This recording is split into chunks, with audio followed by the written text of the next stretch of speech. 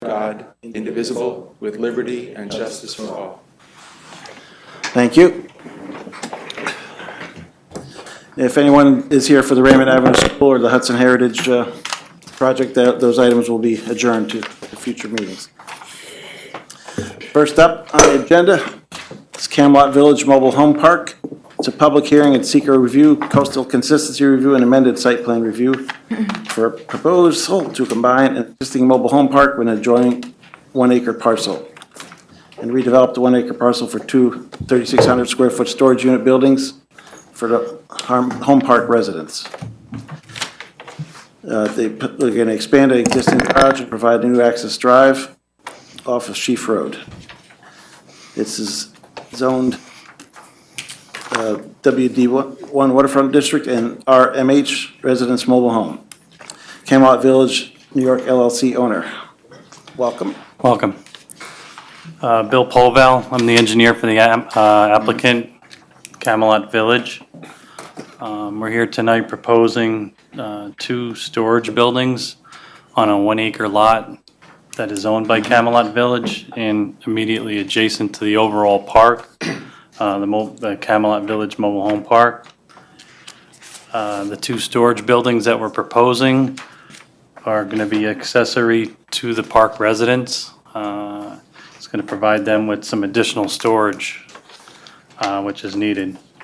With the plan we're proposing, we're also looking to convert or upgrade the existing garage in the northwest corner, and also add on to it. And that garage is going to be used for maintenance within the park, to store equipment and some materials that it takes to maintain the park. And then lastly, we're proposing a second entrance to the park, which would be opposite the Old Post Road and Sheaf Road intersection. With that new access road, it actually provides a secondary access to the park, which will improve safety conditions within the park, given that it's currently accessed by a single access.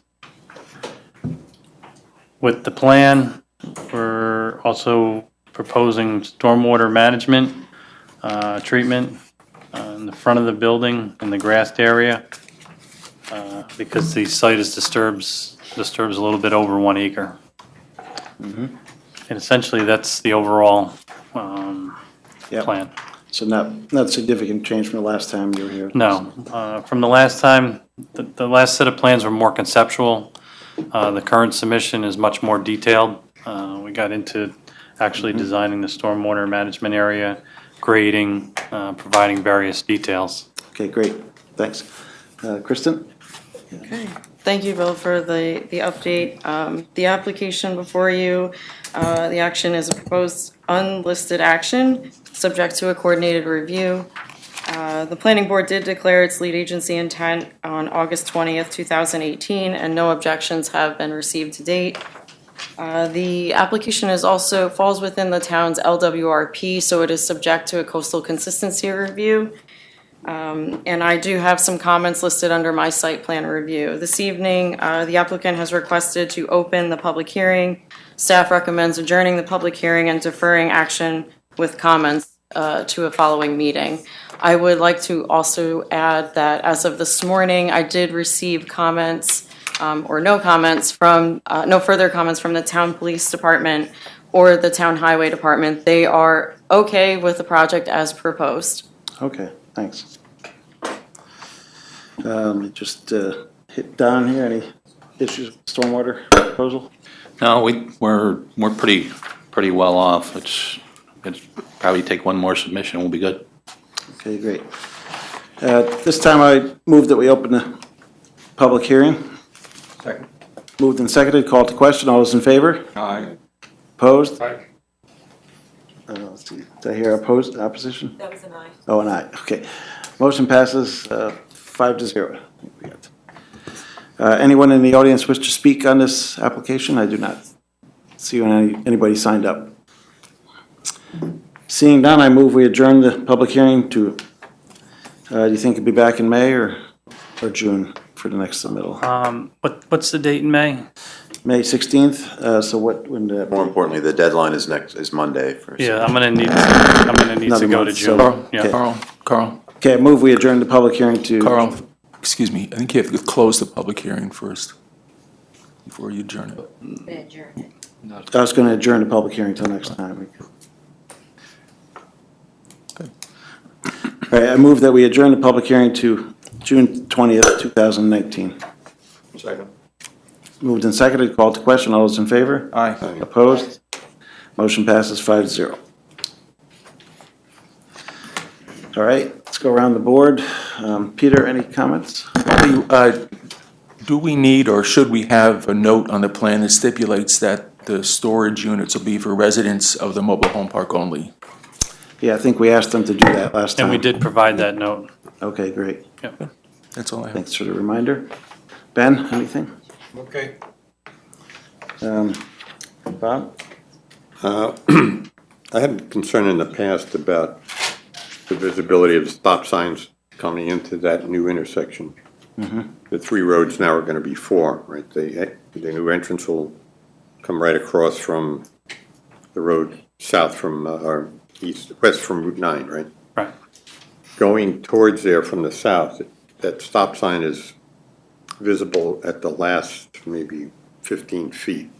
There's a lot of brush and it's around a curve, but you said the highway department looked at it and they were okay with it. Huh? Yes, it also appears that I think, and I kind of inherited this from Eric, so you might have historical knowledge of the site, but I think you did move it from a previous submission. Yes. And there also is the added site distance easement Right. proposed. Yeah, what we're proposing there, what makes it hard to see is there's a fence and some trees. And when this project gets developed, we're gonna clear those trees and move the fence back. And that'll give a proper sight distance. So that's gonna help the drivers coming south to see the stop sign. It's gonna be much more visible Okay. Okay. on the current approaches. When I did do a site visit early in the project with the highway superintendent, and he identified exactly that the stop sign might need to be relocated, things move back to provide for site visibility in that direction. Okay. Sounds like you just want to focus, for the next submittal on the intersection, make sure everything's. Because the one stop bar I noticed anyway, coming south on Chiefs Road, the stop bar is kind of almost in the middle of the intersection, so that's going to have to be moved back as it is to allow your Right. driveway to come out. I believe that stop sign was put there now because there's limited Because of visibility. visibility coming Right. around the corner. So Yeah, once and we then- open that up, there'll be plenty of Yeah, visibility. It'll be restriped to the right. Right, right so it'll way. be a normal configuration. Great. Bill, Anything could I else, just, Bob? No, that's, as a follow-up, Mark and I in the field that day had also talked about paint marking on the pavement and for the Old Post Road approach to the intersection. Is that on the plan? Asking for a stop bar? Yeah, I guess I didn't understand that comment, if it was. But we can definitely do some restriping, and we do plan on doing restriping with the one stop bar heading Okay. south. So because what he talked about, that you weren't there, he and I had gone out. Oh, okay. And what we had talked about, that was like a differentiation. If he still wants it, I don't know, because I didn't speak with him recently. Well, I can reach out to him. Yeah, maybe talk, because I think what we had talked about that day was to differentiate the right turning traffic to Sheaf Road North from the left turning traffic towards Trap Rock. Okay. Yeah, make sure it's, because it's just, kind of If he still wants it, be an extra stripe of paint there.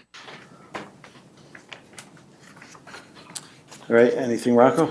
Yeah, I think at our last meeting, there were 3 issues. I think we talked about the 2 of them, the sight line and the intersection.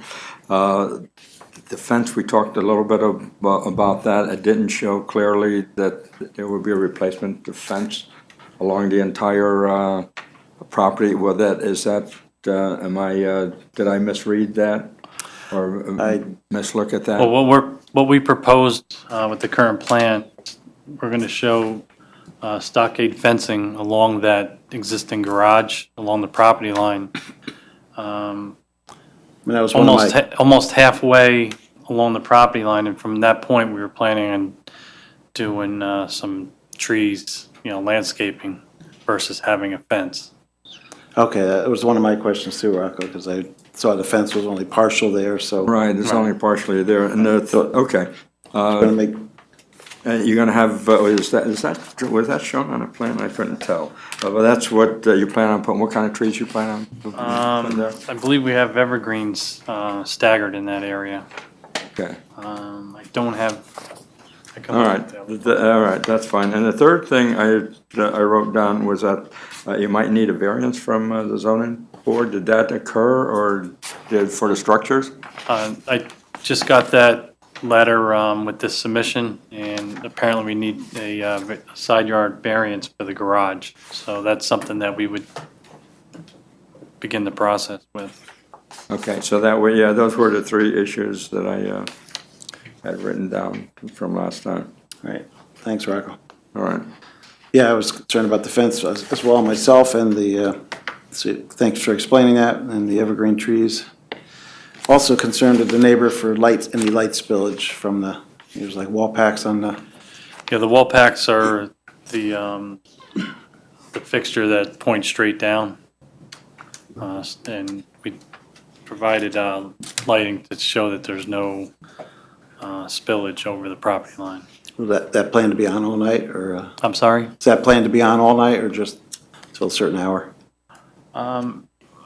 That I have to find out, but I don't believe it's planned to be on all night. I think we originally talked about like motion detection, to have that for security reasons. Okay. That might even be better. Yeah. Okay. All right, thanks. Yeah. Not sure we're gonna buy them in the pond. Have to take a look at that. Guess we're ready to go then. I move that the planning board defer action on this application and direct the applicant to respond to comments of the planning board and those received from the town departments and agencies, including but not limited to the following, item 1 through 10. Do I hear a second? Second? Moved and seconded to defer this action on this application. Call to question, all those in favor? Aye. Opposed? Motion passes 5-0. Thank you. All right. See you next time in June. See him later in the meeting. Oh, yes, different project.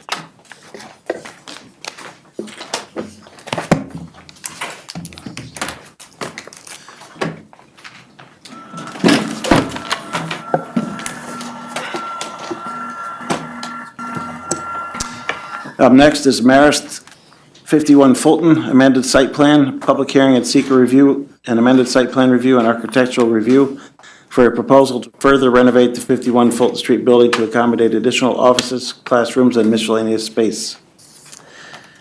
Let's see, so 51 Fulton Street, zoned FC Fairview Center, the unlisted action, Marist Real Properties owner. Thank you. Welcome, guys. Thank you. So Justin Butwell, Director of Physical Plant at Marist College. Kimberly Ryan, architect with Liskell McCormick Van Doris. John Andrews, engineer, Rhodey Soykan Andrews here in Poughkeepsie. So Marist is on the agenda tonight twice, and these projects are related. So I'd like to give, if it's okay with you, Mr. Chairman, an overview of both projects, and then have John Andrews and Kim go into the specifics of 51 Fulton here, and then come back for the Dyson.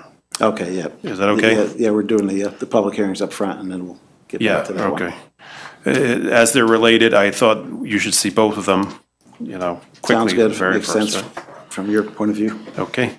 So a general overview of the projects. 51 Fulton Street is the warehouse that was the resource recycling facility for the county.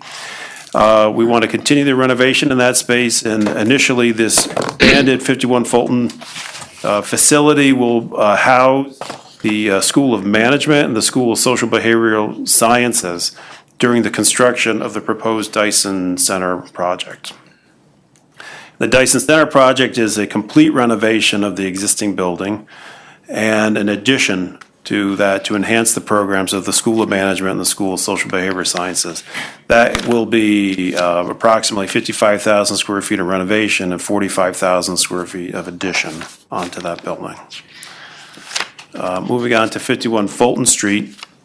There's the pictures. When Maris bought that facility, it was the Resource Recycling Center. And we renovated it, I believe, in 2017, and housed temporarily our arts and fashion, just our arts program there while we renovated the steel plant. We want to continue that renovation in the same style of architecture so that we can have swing space while we renovate the Dyson Center. So there's the first floor plan. I indicate where we had already renovated in 2017. The balance of that area will be renovated on this project. There's the second floor. There's the area that we had previously renovated, and so the balance of that area will be renovated under this proposal. The scope of the work is 19,000 square feet of renovation. And after the swing space for a Dyson project is over, our future plans were to move our IT department over there and provide an innovation center. There's 70 workstations, 11 private offices, 5 conference rooms, 7 breakout rooms, a student lounge, a new vestibule and lobby, new windows on the west elevation, new restrooms, a mezzanine to create more floor area in the area, a new roof, HVAC system, and electric service to the building. The Dyson Center addition and renovation, there's the existing Dyson Center. It's in the middle of the campus. Harkening back to our 2012 master plan update, we did predict the addition of this building. There it is in the master plan that we presented in 2012. It is going to be a little bit different. The aerial view on the right-hand side, you can see the Dyson building, and on the left-hand side, the proposed addition it turns the building into an L shape, so you can see the addition there. So toggle through that. That'll be the addition that gives us the opportunity to create a academic quadrangle with Lowell Thomas, which is to the right. Here's an isometric view of it. That would be existing. You can see Dyson in the background there, and then throw the addition on like that. This isometric view was created when we anticipated a larger project. The project has been reduced a little bit since then. Here's the floor plans. You can see on the first floor, classrooms and different laboratory spaces, and the largest item is the 120-seat lecture hall. The second floor, more classrooms, more labs, a lot of faculty offices, and a dean's suite. And on the third floor, more classrooms, a suite of offices for the School of Management, and also the dean's suite for the School of Management. The existing building only has a 12-foot-8 floor-to-ceiling height. The newer buildings, we'd like to get a little bit more gracious space in there. So we have to work with the land that we're given there to align the floors. The architect has recommended on the first floor of the new addition a sloped corridor, which gives us the ability to put in that tiered lecture hall and create the 15-foot-8 ceiling height at the lobby. The second floor aligns perfectly, and the third floor is going to require a ramp. So these are preliminary renderings of the building. It has a more contemporary architecture than we have been doing in the past. Materiality is not finalized yet, but it's hopefully fitting within the context of the rest of the campus. That's looking from the north. That is looking from the southwest, and one of the Goals of the project is to create distinctive entrances for each of the two schools. They've been sharing the same building. It was hard to find either of their offices. So the entrance that's closest to you would be the School of Management. The one a little farther back would be the School of Social and Behavior Sciences. Gives each of them their own distinct entry and appearance. So the scope of this project was, as I said, a 55,000 square foot renovation of the existing space, 45,000 square feet addition, 22 classrooms, 120-seat lecture hall, 103 faculty offices, 2 dean suites, breakout rooms, student lounges, and the distinctive entrances for each of the schools, School of Management and the School of Social and Behavior Sciences. The goal of the project is to provide enhanced facilities for the existing programs. Our goal is not to increase enrollment with this project. It is simply to enhance the programs, much the same as what we did in the steel plant. As you, if some of you have seen the finished product over the steel plant, you could see that much larger and gracious spaces for those students, but not an increase in enrollment. Yeah, that place turned out nice. Yeah, thank you. So at that, I'm going to turn it over to John to do the site plan review for 51 Fulton.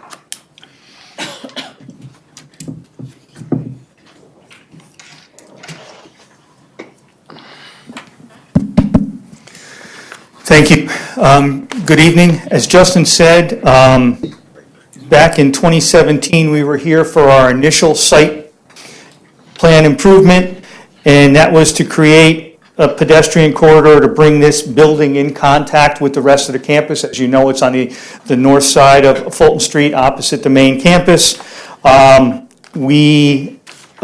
to add parking. We added parking on 57 as part of that previous project. We added parking on 51 as part of that project. We redid the complete front of the building. Those of you who are on the board may recall this portion of the building, and you probably saw it in Justin's picture, there was 3 overhead doors, rather large overhead doors.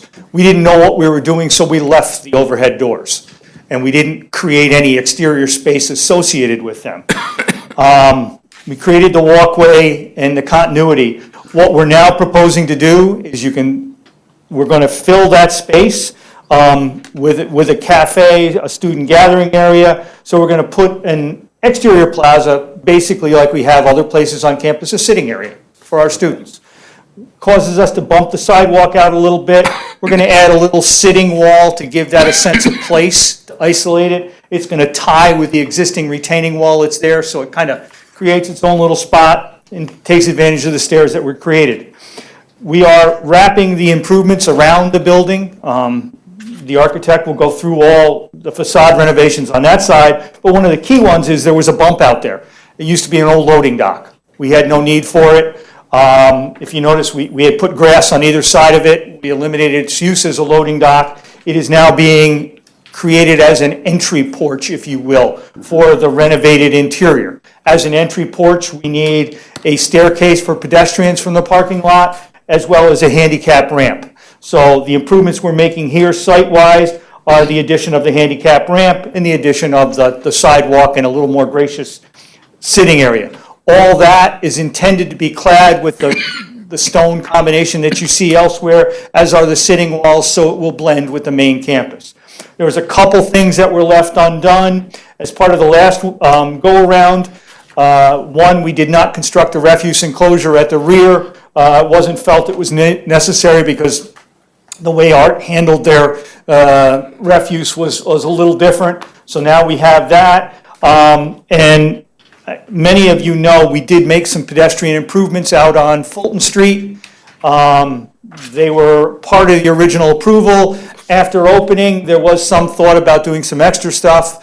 We had looked at potentially rumble strips. What we'd like to do is put those in at this point in time. However, we are willing to discuss that with this board. But the intent there is to create that safe crossing for our student population.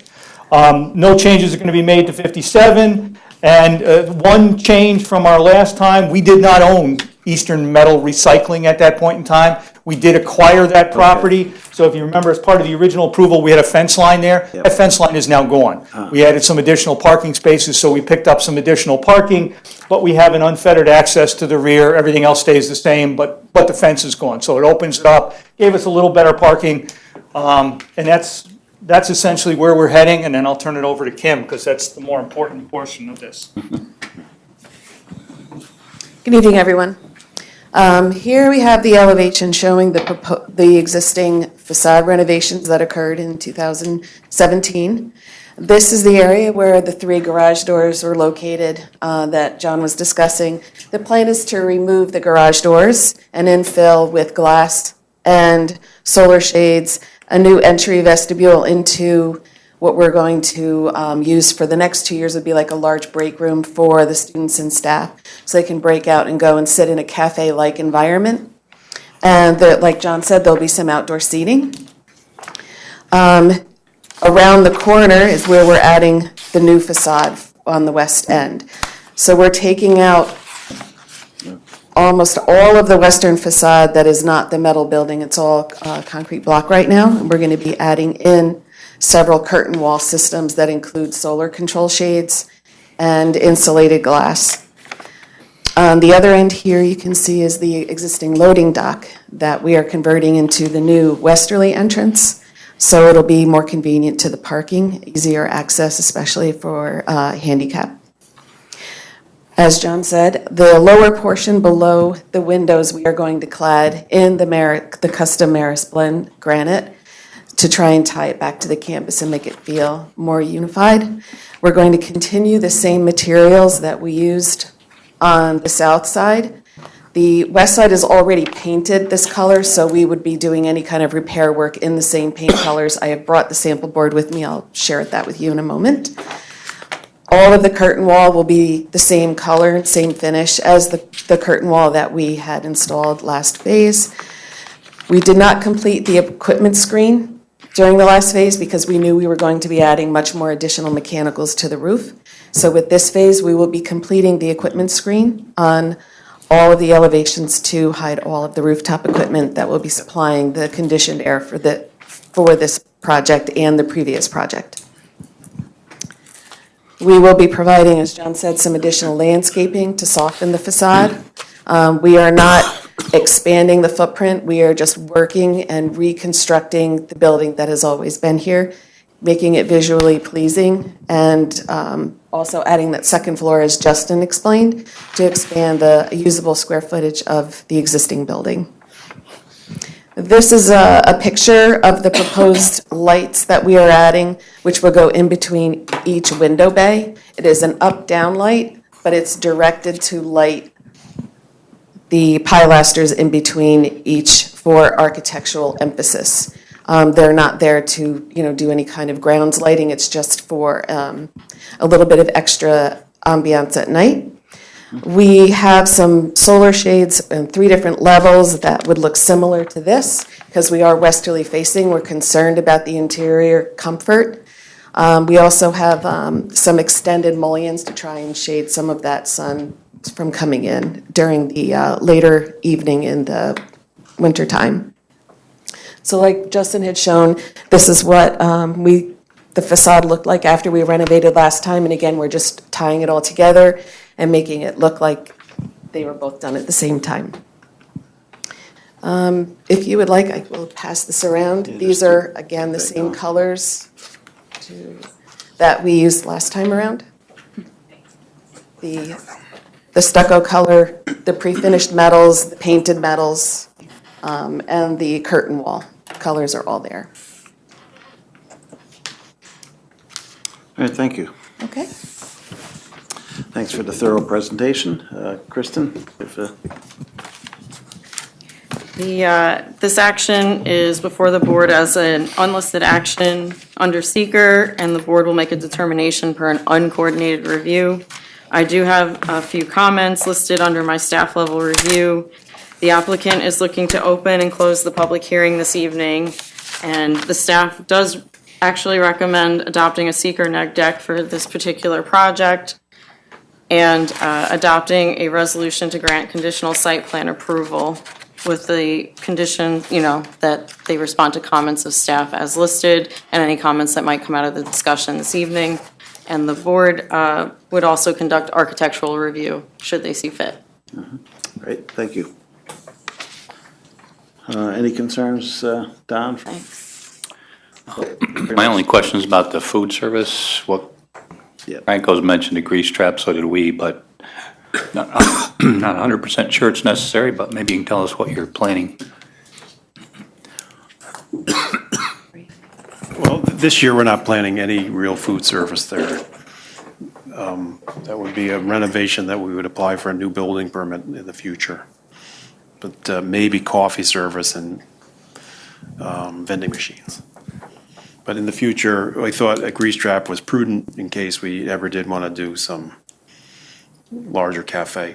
This is going to be one of the smaller cafes, as Justin said. We're finalizing details, but the recommendation of mechanical engineer is this will be a much smaller interior grease trap because there's not going to be that type of use at this location.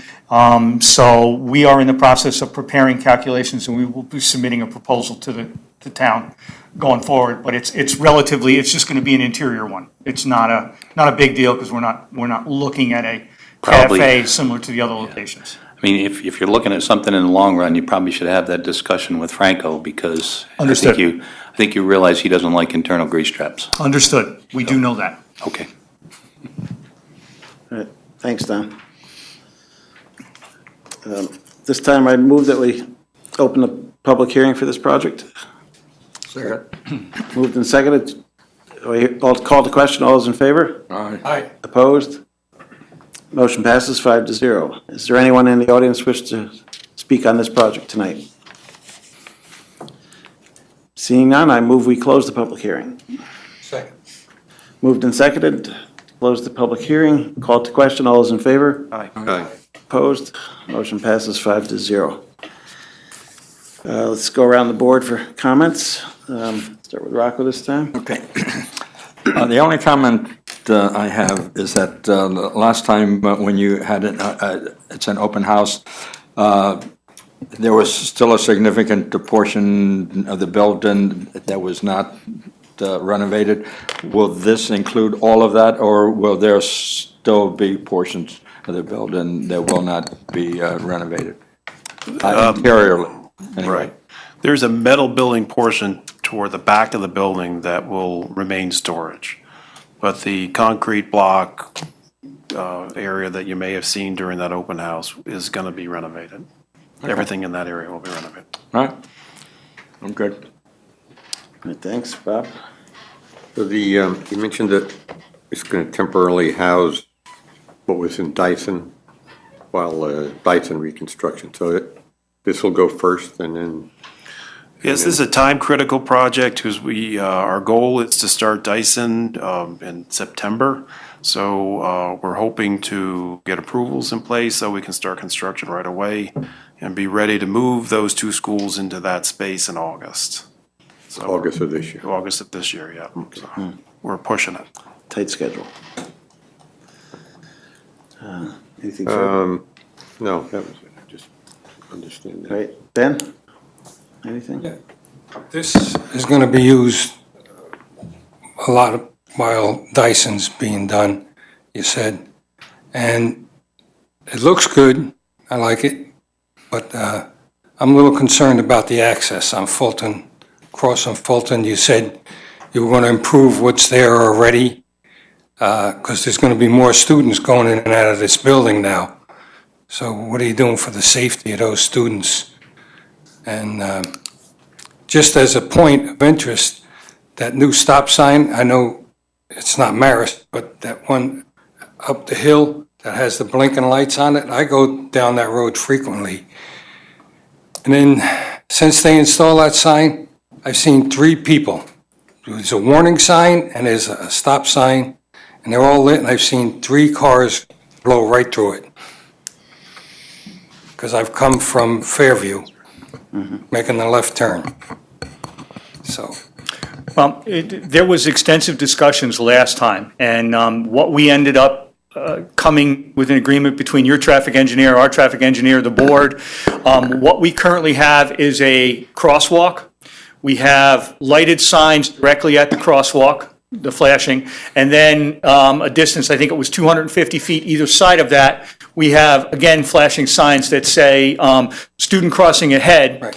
And then what we also did is there are painted hash marks in a pattern that kind of show people we're approaching.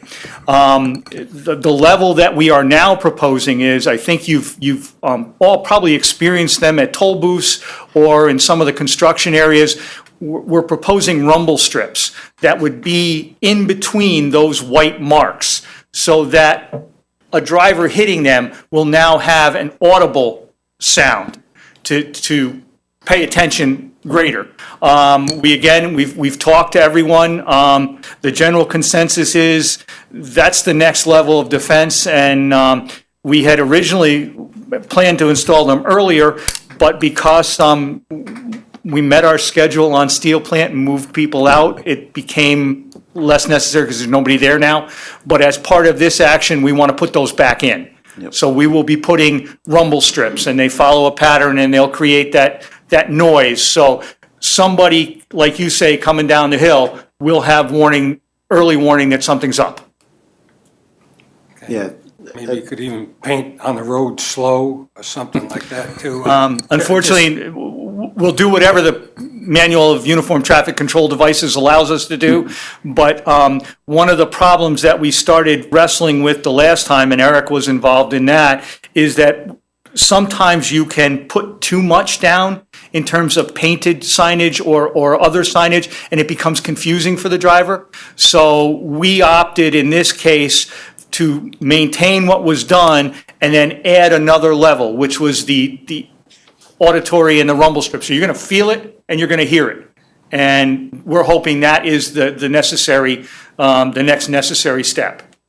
Right. Okay. Yeah, I think that's important for the more students crossing in there. And these are the type of rumble strips that'll be just a cutout, so it's not going to hit the plow. That's correct. They are depressions. The detail is on a drawing. The highway superintendent and everyone else, we've generally kind of all agreed on it. We need one more meeting out there to make sure everybody's on the same page. But I think the biggest concern was, making sure the town was okay, because they are going to create noise. You're going to hear Yeah, cars and going that on. has come up, I will point out from, from the council person who represents that ward and also from the highway super that they're concerned about the noise and aren't necessarily in favor of the rumble strips. So we do have a little bit of a, clash of ideas on what's best for that intersection. And I'm not sure how we resolve that, but we should come up with a way to do that tonight. I don't know if there's John, in your research on the rumble strips, are there any engineering or design methods to reduce obviously they create a feel and they create a localized noise. Are there any techniques which are specifically designed to reduce the volume of the noise coming from them? Be candid with you, this was all handled by the traffic engineers, and to our knowledge, that's part of the benefit of these, is that they do kind of wake you up, and not only do they rumble your wheel, they rumble your ear. Quite honestly, we've kind of explored things. Shorter runs are not as effective in doing what they want to do. It creates the same amount of noise. Longer run. So we've looked at a variety and according to our traffic engineer, this is the best scenario. I mean, we can revisit it. I know Mark we had originally talked about putting a speed hump in, but in reality, the fire district and the highway department were both against that. Fire district, because it's a response time of impact, because they have to slow to go up and over. Highway department, you're coming down that hill with the plow down and you hit that raised pedestrian crosswalk, you're likely sending your driver through the front window. So being very sensitive to those things, this seemed to be the least intrusive way to improve pedestrian safety.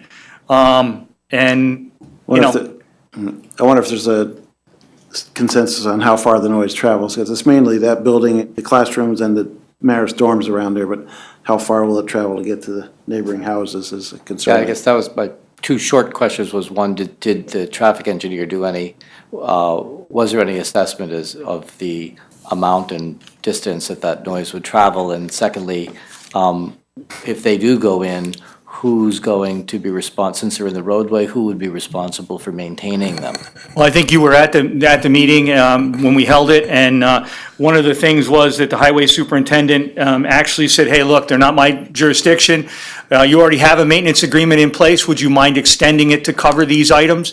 And I think the answer was no. We would not mind at all, because we already do have a full maintenance agreement for all the sidewalks and other improvements we put in the right-of-way. Adding rumble strips would not be a measure. We had talked about the traffic markings. Your police department had some strong feelings that they'd rather control traffic markings because they relate to your ability to enforce and other things. But again, we offered, in the event that something came out of the ordinary, for instance, a battery pack for one of the signs or something out of the ordinary, Marist would be willing to step up if presented with a bill to cover the cost that might be out of the ordinary for those. But we have no difficulty in maintaining what we put in. And as you know, we've been doing that along that stretch for a long time, so. Just a quick question I had. How long do you think the Dyson project will take? You said is it one full school year? Well, the hope is starting in September and opening in the spring semester of January 2021. That's the hope. So go through it all, okay. It'll be So it's about a year and a half. 3 semesters, yeah. That this will be used more heavily by students, okay. Yeah. Yeah, I think the rumble strips are a good idea, just part of the condition to look into the noise transmission and what everybody get on the same page there. The way we had left this last time, just for the boards, is that we did review it with the councilman beforehand. We didn't take this up, and in general, he had concerns, but thought they would be minimal since most of the people surrounding it are Marist or commercials properties. But what the various departments had asked, planning, highway, engineering, fire, and police, that before we did anything, we had one more meeting out there to regroup and make sure everybody was on the same page. So we can walk through that again once we decide if it's something the board wants. We'll make sure everybody's on the same page. Great, thanks, John. Anything further, Ben? Yes. No, I'm sorry. Oh. Nothing else. Peter? This is a textbook example of adaptive reuse. Taken out an eyesore, and you've done a terrific job. The design and engineering are terrific and consistent with the other work that you've been doing, by the way. You got conditional site plan approval 2017? June 15, 2017, yes. Almost 2 years. Are there any open items on that site plan? Any conditions that still have not been satisfied? The only conditions have all been satisfied, or we couldn't even get the drawing signed to build them. There are 2 items that remain open from that. One is the refuse enclosure, which is now part of this, which we clearly commit to putting in now. And the other was the equipment screening on the top, because originally they had asked for an architectural screen for equipment. It was designed, but then all of a sudden, when we got the charge to enhance the interior, it became evident to us that if we built what we had committed to build, we wouldn't be covering all the equipment, and we'd end up having to redo it. So we waited until we had a final design for the building. So that also will be accomplished as part of this. So by the end of this, everything that in this and the prior will be fully done. You're asking really for a leap of faith here. I mean, I understand you have a reasonable argument. However, is there some way that you can provide us with a definite timeline when those items, since they're already 2 years old, when they'll be completed? Well, certainly by the end of 2019, we'll have them done. This project will be occupiable hopefully in August. And then we're talking the roof screen and the dumpster enclosure, so I think. Everything that you've ever said you were going to do, you did. that's not an issue. I just want to make sure that their staff doesn't have to chase you to get these items satisfied. So, Understood. They won't chase me. We'll get it done. Do you think you can get as-built done by the end of 2019 as well? The answer to that is yes. I actually have a meeting with the surveyor on Monday to go through as-bills because he owes me a lot of as-bills. And hopefully what we'll do is we'll get the basics all done on the other portions of the campus, and then we're coming back. And by the end of August, hopefully we should have all this done, and we'll get the as-bills for here. Great. Anything else, Peter? no. Thanks, yeah, I agree with Peter, you've done a great job here renovating these old buildings and continue on that path. I do have a question about how close you're gonna have the outdoor seating for that cafe. You said there's gonna be a little wall there, but how close is that to traffic and how high is that wall to protect anybody sitting there from an errant car? It's well back from the edge of pavement. The sidewalk is in between, so it's probably 25 feet from the edge of pavement. There's also a curb too. It's all curbed, et cetera. And that sitting wall is more just for kind of decorative purposes and show to tie that plaza with the other plazas, because as you wander through campus, as you will note, most of our plazas have little sitting walls to try to encourage students to spend a little bit or, a little bit of time or whatever. So that's the intent there. But knock on wood, we've been relatively fortunate. Before that whole frontage was curbed, there was some cars that decided to venture off the highway and enter into the building. But since it's been curbed, we haven't had that difficulty. So I think that it's going to be pretty well protected and back a ways. There is some landscaping there and some other things. Nothing's going to stop a car, but it's far enough away that people won't be bothered. And we don't have it out any farther than the current plaza that's there. It's just an extension of the existing plaza to take it up to the 3 doors and Okay, give folks a nice place to sit on a nice day. and the wall will give a little protection there. Yes. And most likely won't be sitting out there in the winter as much when the road gets icy and that. Carl, one other thing. We had a lot of discussion about the safety of that crosswalk for this building. Mr. Andrews has offered that a maintenance agreement would be acceptable to them. Why don't we make that a part, if they have no objection of making that a part of their... There's an existing maintenance agreement in place now. If the rumble strips go in, then we would do an amended. Would be an amendment. Okay. I just want to make that a condition of this approval, because I think for timing purposes, they need to get this building occupiable. Yeah, So I think just as they a will matter work of with them faith. to get that taken care of. I think that would make sense, yeah. Okay, Thank you. thanks, Mike. Mr. Chairman, can I just jump back in? Sure, Don. I think this relates to both projects. Our office had a question about parking. If I understand what you said, when you initially rehabbed this building, you moved students over, and you moved them back over to the steel plant. So under these conditions right now, that part of the building is empty. Now you're going to move people over from the Dyson Center.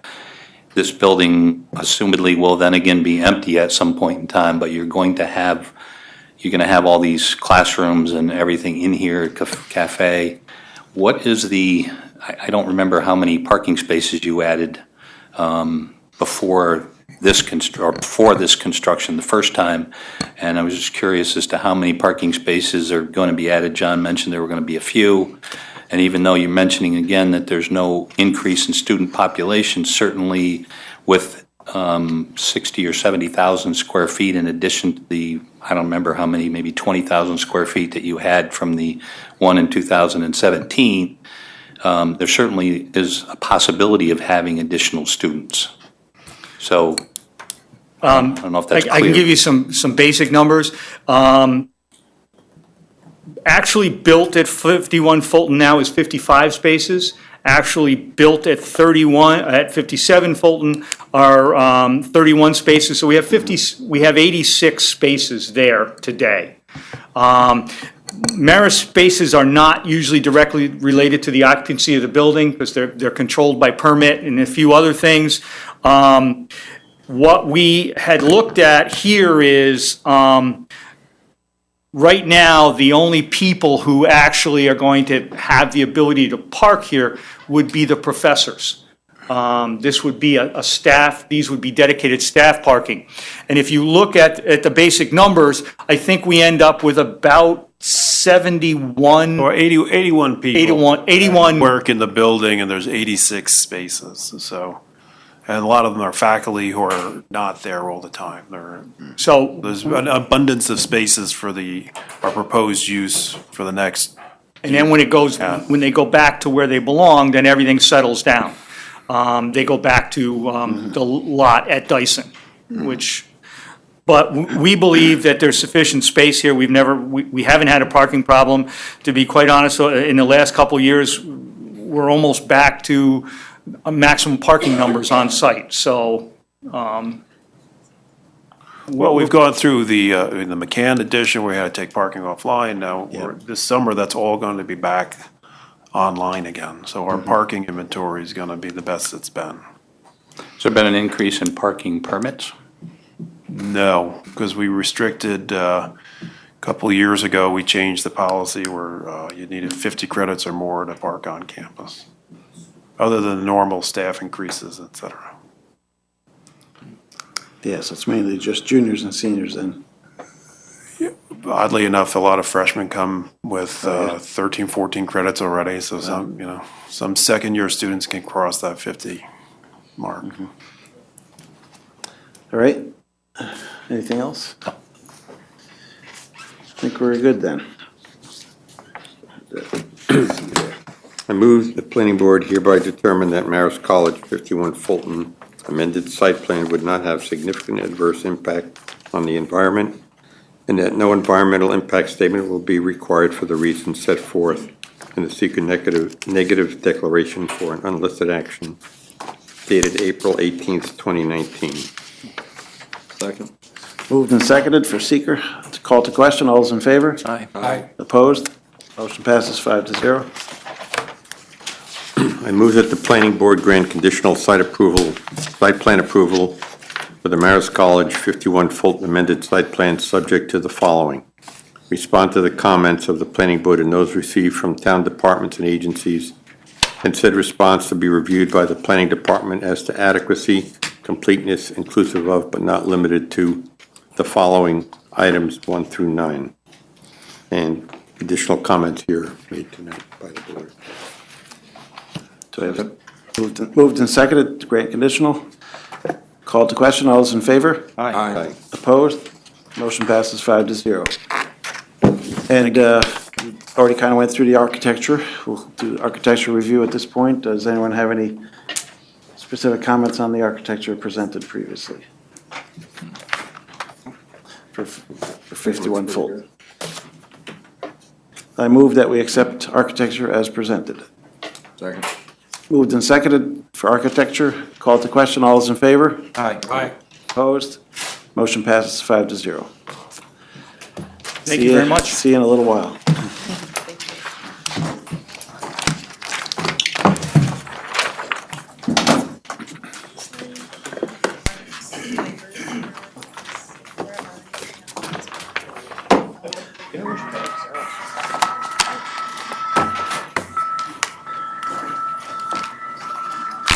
Next up, Vassar College, Prentice Field, public hearing, seeker review, and site plan review for a proposal to construct 2 storage units, buildings, and 12-foot wide gravel path with an 8-foot grate along with removal of some existing chain link fence. That's at Lot 3, Hooker Avenue, zoned institutional, 4.9 acres, Vassar College owners.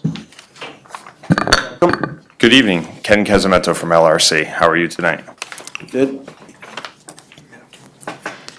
There it is. In 2007, the track was renovated and Prentice Field was all redone. The work that we're proposing, for the most part, is really about cleaning up the storage of equipment that is both inside the track area here and some of the equipment just outside to kind of give it a better presentation at the facilities here. So if you were to come in from Hooker, you'd be coming in along here. This is the actual track. Yep.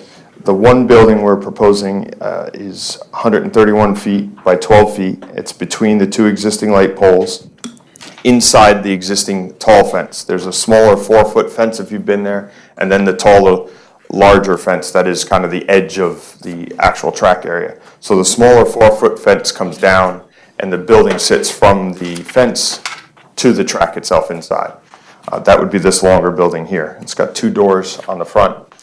The architecture, it's a Morton building. It's a metal building with metal roof and metal sides, kind of to complement the colors that are used over on the other parts, the facilities building and stuff over on the other side of the property.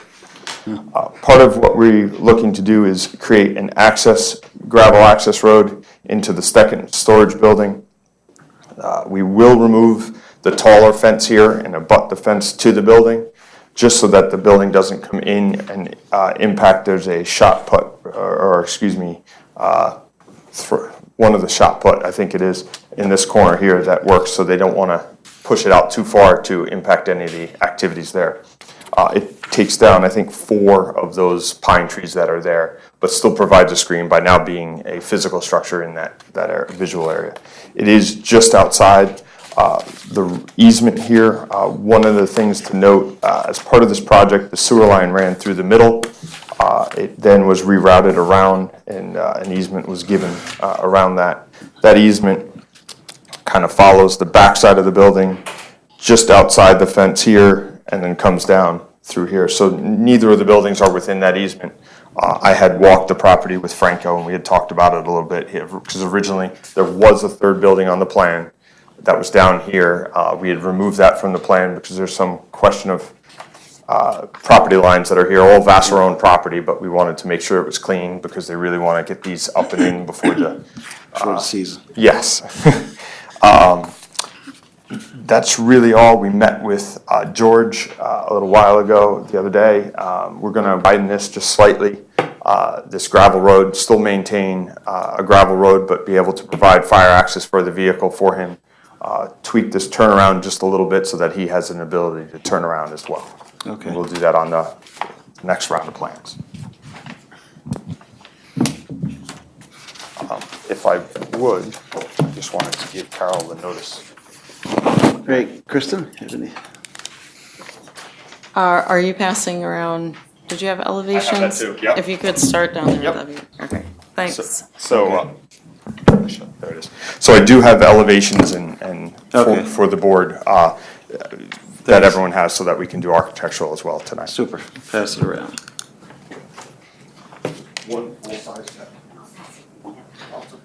And while Ken's doing that, I'll just go through a quick recap. So as Ken mentioned, they are looking to install 3 storage sheds on the site, but for this particular application, they did remove the southernmost storage shed. The 2 that are shown on the site plan that you are in possession of are the ones that are being proposed at this time.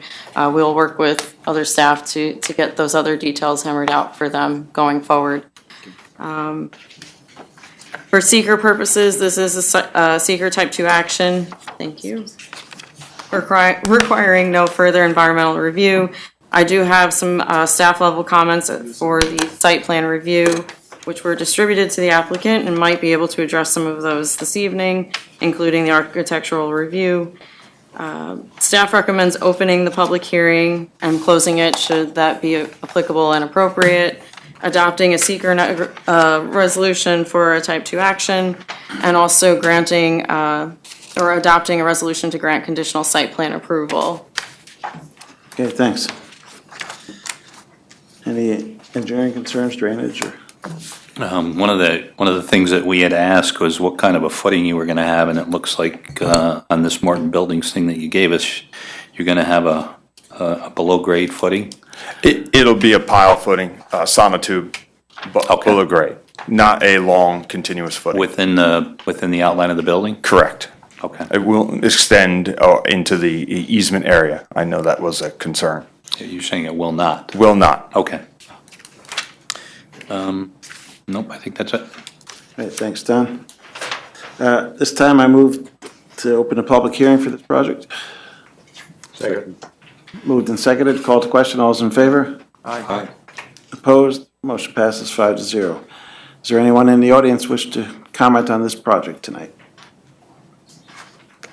Seeing none, I move we close the public hearing. Second. Moved and seconded to close the hearing. Call to question. All those in favor? Aye. Opposed? Motion passes 5-0. All right, let's go around the board for additional comments. Peter? No. Anything, Ben? Nothing.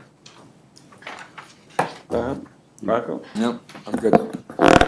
It's a pretty straightforward thing. The only question I had was, how close it was to the track, the end of the track. There's also like a triple jump or something near there, and there's spectators sometimes. And were you taking out that fence between the gravel and the end of the track, or? That short 4-foot fence Yes. would come out. It's Okay. basically there's about 3 feet between the edge of track now and the fence that's there, and then there's about 5 or 6 feet of grass beyond that 4-foot fence before you get to the tall fence. Okay. So that fence would come out, and the building would just take up that few feet there of grass that's there between the track and the fence itself. But anyone that was on the track or standing on the track is still going to have that same abilities that were there Have the before. same space, okay. Correct. All right, that's all I had. So, go ahead.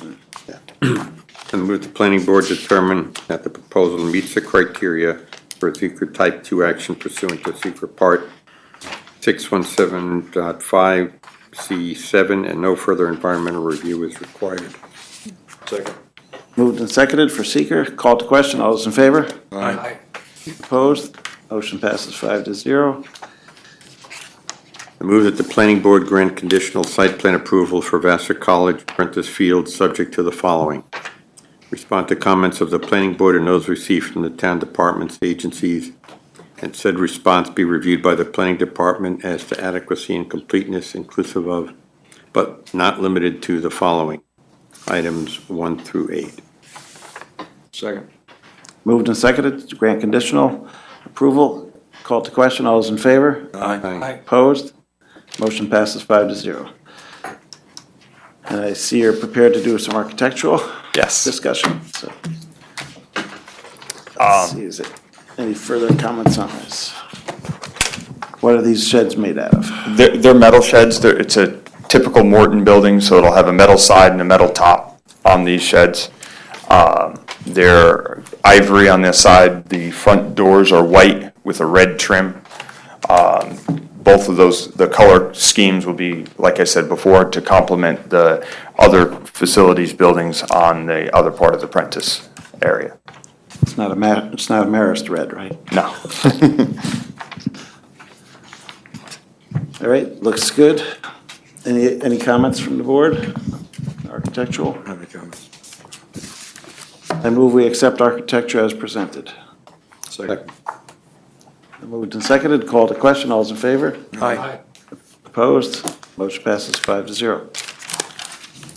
Thank you, everyone.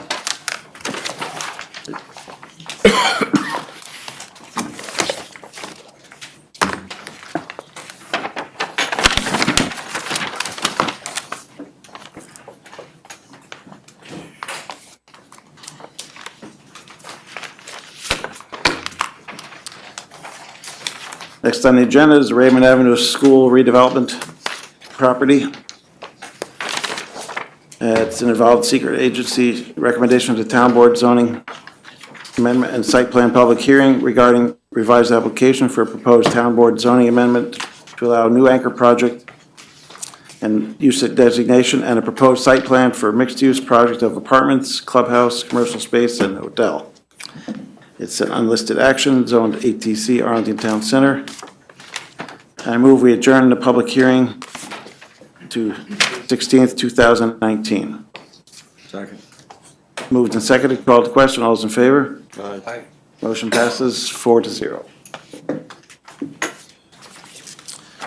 Next up, Hudson Heritage, review of a conformance and seeker findings for a proposed modified development master plan for 750 residential units, 350,000 square foot commercial space, and adaptive reuse of the administration main building, along with 5 other structures. It's a historic revitalization, HRDD zoning. And the findings for a type 1 action were issued December 6, 2017. I move we adjourn the public hearing to Monday, April 29th, 2019 at 5 p.m., at which time a special meeting of the planning board is scheduled to occur. Second. Moved and seconded. I call the question. All those in favor? Aye. Motion passes. Opposed? Motion passes 4-0.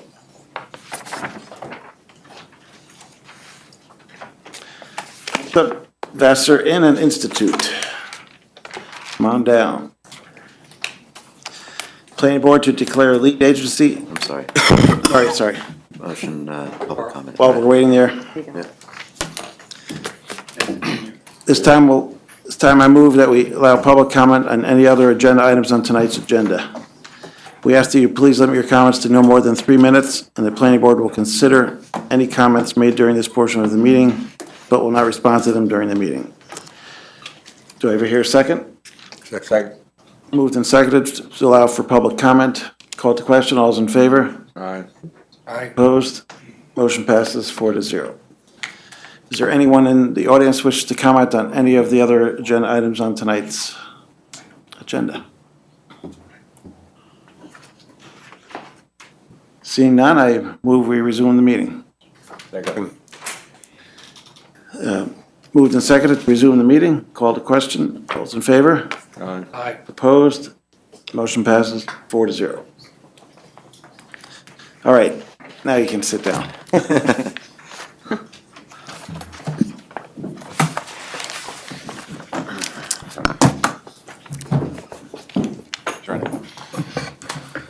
Good evening. I'm Brian Swartout from Vassar College. I'm going to introduce the project and then turn it over to some of the experts to talk through the details. But before we get into it, I just want to thank the planning board for the comments that we've gotten back to date to help us start thinking through this.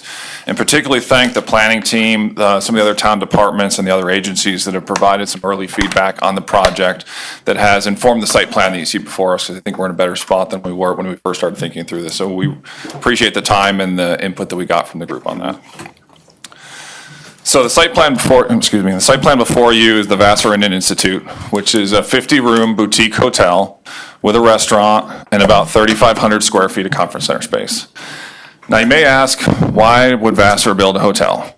And so if you think about the environment that we're in today, higher education, particularly small liberal arts colleges like Vassar, are under attack with growing tuition costs, changing job markets. There's a lot of question about the value of higher education today. And so Vassar wants to take a lead role in the conversation, shaping the conversation to demonstrate the value of higher education as we go forward. The Institute part of this project is going to allow us to curate program to leverage our great faculty and the research that they do to gather experts from the local community, the national community, perhaps even the world, to have a dialogue and debate with our campus experts about some of the challenging topics of today. Those could be things like immigration, taxes, trade, some of the things that are kind of conflicts in our environment today. The goal of this is to demonstrate the value of liberal arts and how, as you look at all sides of an issue, you can hopefully have a good dialogue and make progress, seeing all sides of a discussion. And these will be conferences that will draw in speakers and participants. Historically, Vassar has been pretty inwardly focused. We've made some progress to try and do a little bit more in the local community, and this is a way for us to make some increase in participation in the national stage as well. It's another reason for us to build the hotel. We have a lot of visitors every year, prospective students, speakers, prospective employees. And there isn't a high-quality hotel nearby. You could go out to Route 9, but in close proximity, there isn't one that exists. And particularly many of our prospective students will come, do their tour, and leave, and go on to the next college on their tour. And we think that this is a really beautiful area, and if those visitors stayed, spent a little more time getting to know everything this area had to offer, it would draw them here. We have either as students or as employees to our campus and to this area. And having this hotel in close proximity provides the opportunity to do that. Another reason is we don't have good meeting space on campus. So creating this meeting space will allow for that institute program I mentioned. Will also provide space for us to convene other higher education groups for higher education conferences that we can't do now, better space for our board meetings, and some of the other meetings that we really kind of shoehorn into the spaces that we have on campus that aren't really designed for these types of meetings. And the last thing is we think that we hope that this will provide some economic support to the area. The Institute program and those higher education conferences that we hope to convene here will bring people to the area, hopefully shop and spend money. We expect more of our current visitors to stay longer, hopefully again be out in the community, spending money. This isn't going to be a super high-end hotel, but hopefully of a high, one of the highest quality that will be in the area at the time. And that is something that I know Dutchess Tourism is looking for, something in the higher end that they can use to market Dutchess County. So we hope that that'll be an asset for them to utilize. And if we execute the Institute programming well, it'll hopefully put Poughkeepsie and Dutchess County more on the national stage and provide that opportunity to really show everything this area has to offer and be an opportunity to, attract more people here. And finally, this will add to the tax base. It will provide incremental activity for sales and bed tax, but also the property is expected to add to the municipal and school taxes for the area. So with that, I'll turn it over to Ken. Thank you. So this project started several years ago through many different iterations and locations. Early concepts started actually on the main campus, which posed other problematic concerns with relocating tennis courts as well as for parking and how to make it work for access out to the roads. So then we looked at really trying to keep it situated with what was the alumni house before and what was the historic inn and how it was used as a hotel as part of that campus early on. So in that initial process, and as we pointed out, we've tried to keep the Inn and Institute up closer towards that intersection, up towards the front, to really be part of that community center up front. We ran into a little bit of difficulty with regard to the site constraints because we have a lot of rock here and a slope here, a change in elevation from the field to the actual inn above, or the alumni house above, and then access out onto the road.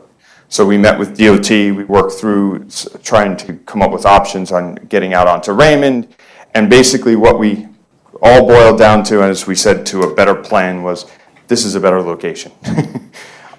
So as part of this location down here, there is an existing residence that is where this parking lot here that would come down, that Vassar owns, and then there's the Williams house here that would come down as well as part of that.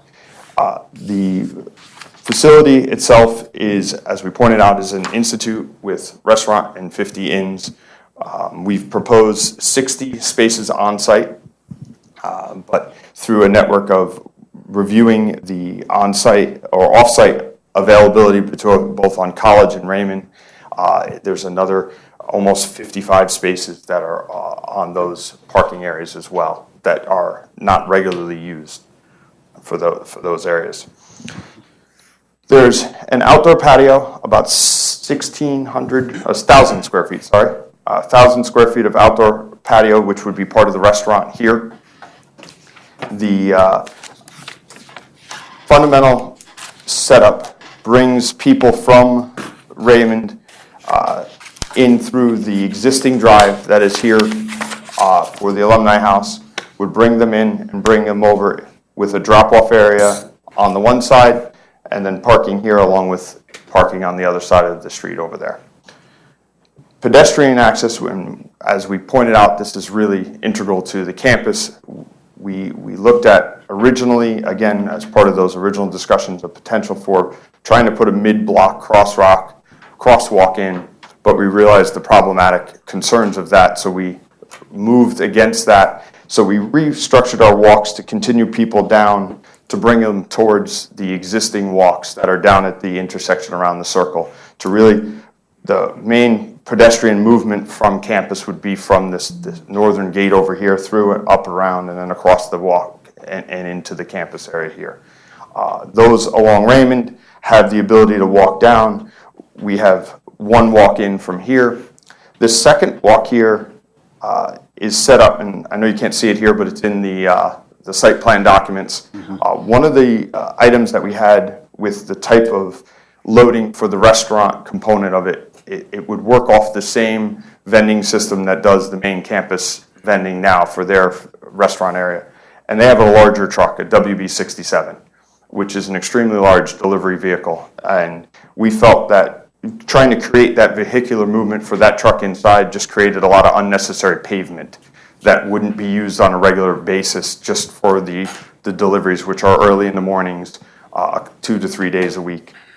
So we worked with the DOT about the Raymond Avenue space, and what we're looking to do is block off a section of spaces here, right in the front of the inn, just kind of north end of it here. That would be a loading zone and a no parking zone. Even though they're early in the morning, drop-offs, we've talked about having them for a short period of time, and then through discussions with the fire department, we've kind of gone back to saying that we're going to leave that as a complete no parking zone so that the fire department could use it in the case of emergency as well for access or another point of access for the building itself. So this walk here is primarily for the loading purposes. There is still a small loading area over here for the smaller box truck deliveries that are more common that we would see on a more daily basis. Would come in through the back. There is landscaping around to screen them from the directions. We've actually tucked, if you look here, it's a little misleading on the site plan, but there's a dotted line around, which is the overhang of the second floor of the building. This second floor overhangs some of that loading area to further screen some of that from above and that second visual side of it. The trash is going to be kept on the interior, so there is no external trash enclosure. We've worked with, and the school is working with a manager to run and operate the actual facility after construction, and they are proposing to keep it all in-house with compactors and that, and then they would wheel it out as necessary for the trucks to pick up. So that wouldn't be out and standing until they know it was coming type. So that's all internal to here. There's no outdoor traffic or trash enclosure. One of the initial discussions that the building department requested and was talking through was the requirement to try to create ADA compatibility and pathway between the two buildings on the site. So we looked at several options.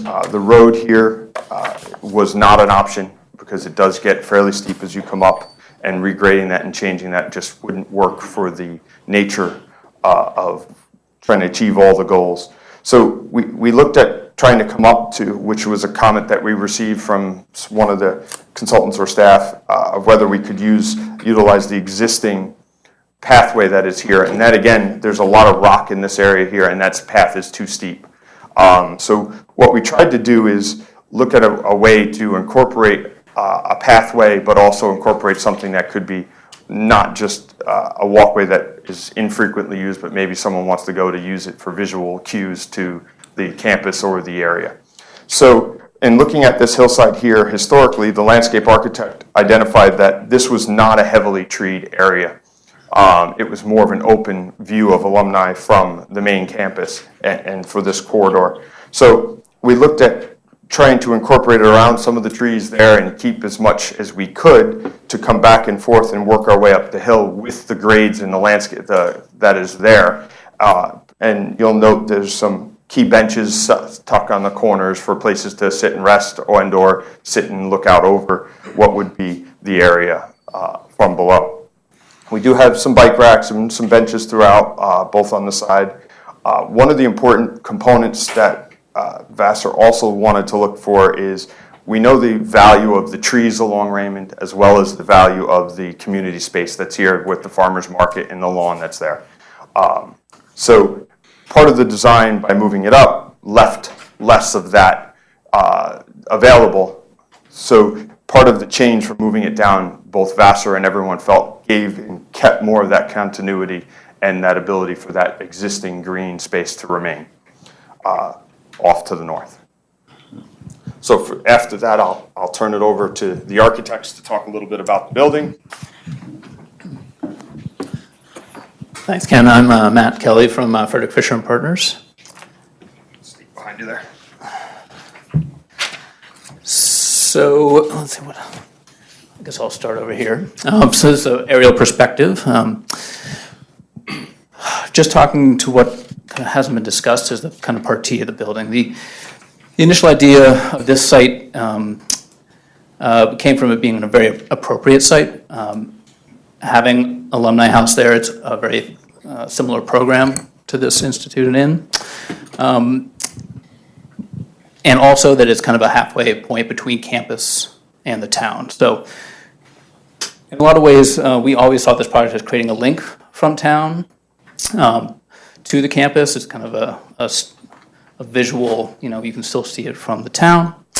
But we also, it was kind of a fairly large program for the site. A hotel and conference center could become quite large. So the idea was to break down the programs into the distinct pieces. So we took the 50-room inn, separated it from the institute to give both an identity. And then kind of we did look at a lot of sightings, but we're really happy with where this landed because it allows us to kind of maintain the historic axis that was always there with Alumni House. So now we keep this low lobby at the center of that axis, so as you approach the site, you still really emphasize the view towards Alumni, which I'll show you in the next sheet. There it is. Yeah. I'll talk to this one first. So this is the view from town as you're standing on the north lawn. So you can see setting the institute back away. We are almost at the setback, the 50-foot line, but we've turned the institute to create kind of a folly in the park and allow that lawn to kind of flow around it. So we're really trying to keep that lawn as an amenity for the community, for the farmers market, and even emphasize kind of that use a little bit, creating a new access point near our loading. So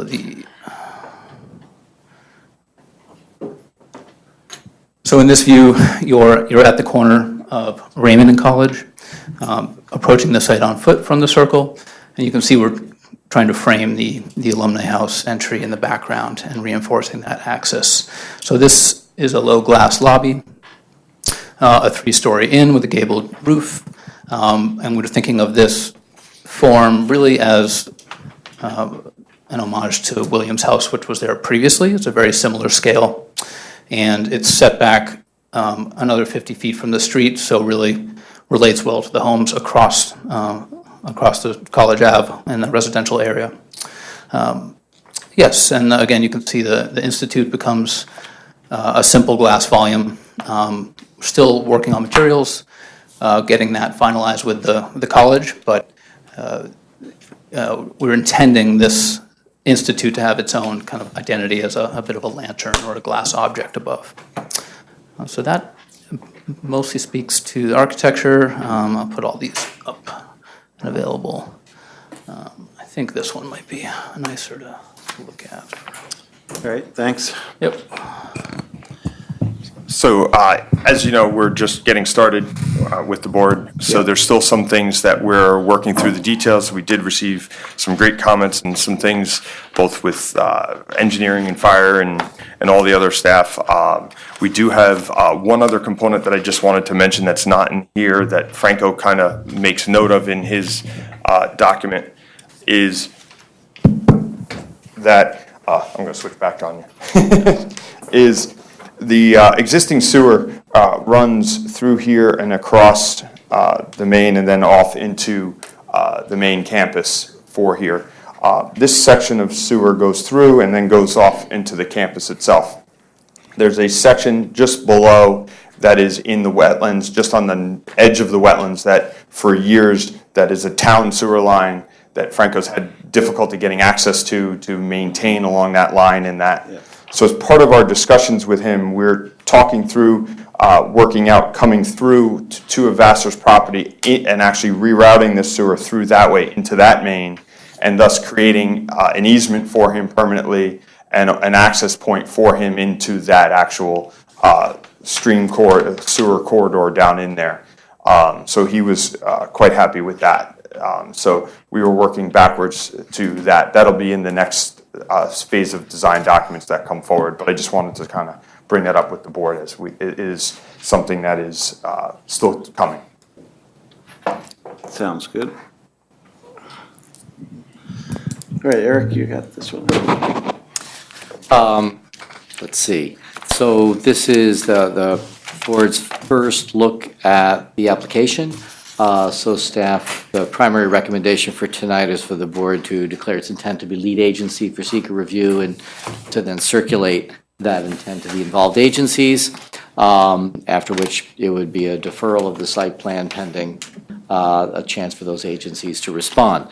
That said, there's a number of comments, mostly seeking some additional information and clarification about the plans. Thank you, Ken. Some of your and your colleagues' presentation tonight answered those questions, but we'll get them on paper. Correct. For the next time around. Yep. Appreciate, and also thanks for the update on the sewer. I know the town spent a lot of time and difficulty in dealing with it, and although I wasn't aware of it, it Right. sounds like it's going to be very, very helpful to the town in terms of that sewer access.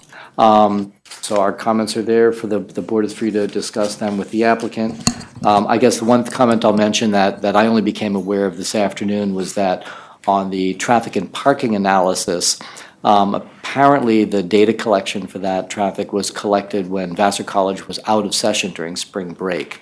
So I would just suggest an additional comment in to 3 now number K, which doesn't exist yet, to update the traffic and parking analysis to reflect traffic and parking data when the college is in session. I think that comment may be coming from elsewhere at a later date anyway, but I want to give you a heads up. Yep.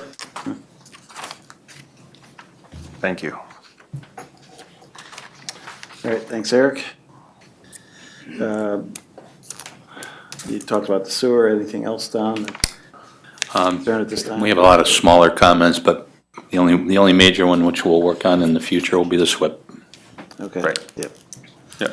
And you know, as we finalize, we've got a system of underground chambers and as well as above ground rain gardens and bioretention areas that will provide a full design SWIP for Bunch of different practices. Yeah. Okay. In combination. All right. Let's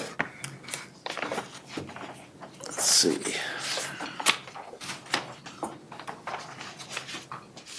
Let's go around the board.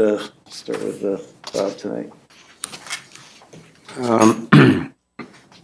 The Institute, is that, what kind of events would be there? Are you going to have things like wedding receptions or, you know, celebration events, or is it more of the order of business meetings? I'm just curious, if you have events with bands and parties, is the noise going to be an issue in the surrounding neighborhood?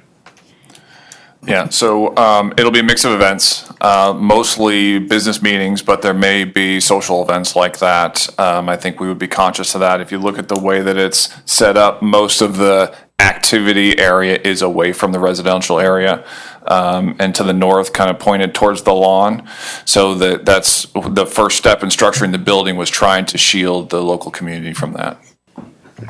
Just to note on that, as we pointed out before, the inn is 3 stories and the actual conference center is 2. So there is a physical barrier towards the residential as well. Is there any synergy between the alumni house and this new thing? Would people have a need to, be residing in the inn and then be traveling, walking up to the alumni house, or do you view that they're going to be staying in that new facility? At the moment, they're separate, but they may find some synergy as we move forward. And it is a kind of a steep thing to walk up, right? And there's not a lot of parking up by the alumni house, as I recall when I've been there. Right. The access way, there is an ADA path. There is a walk that is there now that we're keeping. consistent with it, but we did create the ADA compliant path that kind of more meanders up, but still makes it accessible if there is some continuity where someone wants to walk between. It does allow that to occur. And if you consider, could there be like big groups coming in a bus? And does the bus have room to pull in there and drop them off? Well, we did the truck turn movements on the internal to allow the WB-40, which is this fire truck, the large fire truck, just not the 67, the really large delivery truck. So the fire truck can still get full access into the middle. We are working with George on a possible just slight modification to allow it to, instead of doing a full turnaround, to maybe drive through and out through the parking lot. We still have to see how it works and what impacts are with that change. But the bus should be able to make that turn, that movement, no problem, considering the truck does. And then looking at the pictures, I don't know, maybe it's just this perspective, but it looks like there's less of the area where the farmers market's held than there was before. Is that just an illusion, or is it, are you planting more trees in there? Excuse me. No, there is some section, depending on the year, this area does get wet. So historically, the farmers market has, it's two behind, has pushed itself down towards the corner and stuck between the trees that are here. But that area there really isn't where the farmers market was originally intended. It's really in this middle area here. So that would still remain available for them. The space that's there now is going to remain there? Yes, yeah, for the space just north of that walk, because the walk comes through here, which is where they would remain for the most part. Thanks. Yep. Rocco, anything? Yeah, a couple of things. First of all, just to pick up on what Bob said, you said that the farmers market has currently migrated south of there because of the water issues. On the other part of the lawn, would there be any consideration to improve the drainage or the topography there? Absolutely. So just to give you the short version, so right now everything drains through here over the surface, and it gets very flat down in here. So their access, they come in typically through here and just jump in through here. So they park right up here because it's where they get to. But when that gets wet, they go back up to where it was always originally planned. So what we're looking at doing here is still giving them access through the delivery location. So where that delivery location is, that would be striped off, there's a drop curb here so that we can pull pallet jacks and that type up the curb. Okay, so that would be able to give them an ability to come in and still come up towards the facility. Now, as far as drainage goes, all of this hill was uncontrolled runoff that came down before. So we're picking up some of that runoff in catch basins and underground pipe network to try and remove some of that surface water and bring it down still to the same place, but through a series of just different treatment areas to give it more infiltration and ability to go through. The years of use from the farmers market has basically compacted this dirt quite heavily, so it doesn't infiltrate anymore. So part of this will open that area back up and allow for some more infiltration as well. So you did answer my access question for the farmers markets. So just so I'm clear, it appears that both the hotel and the restaurant will be open to the public. Yes. Right. Okay. On a continuing basis, or will there be times when they won't have access? It'll be a public hotel continually. Right. Okay.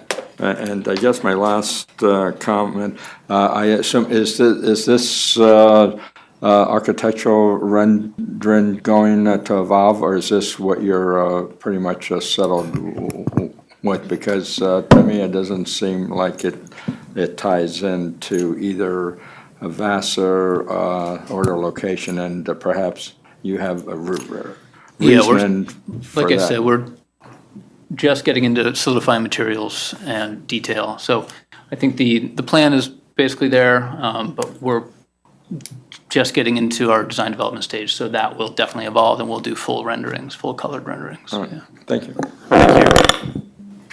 All right.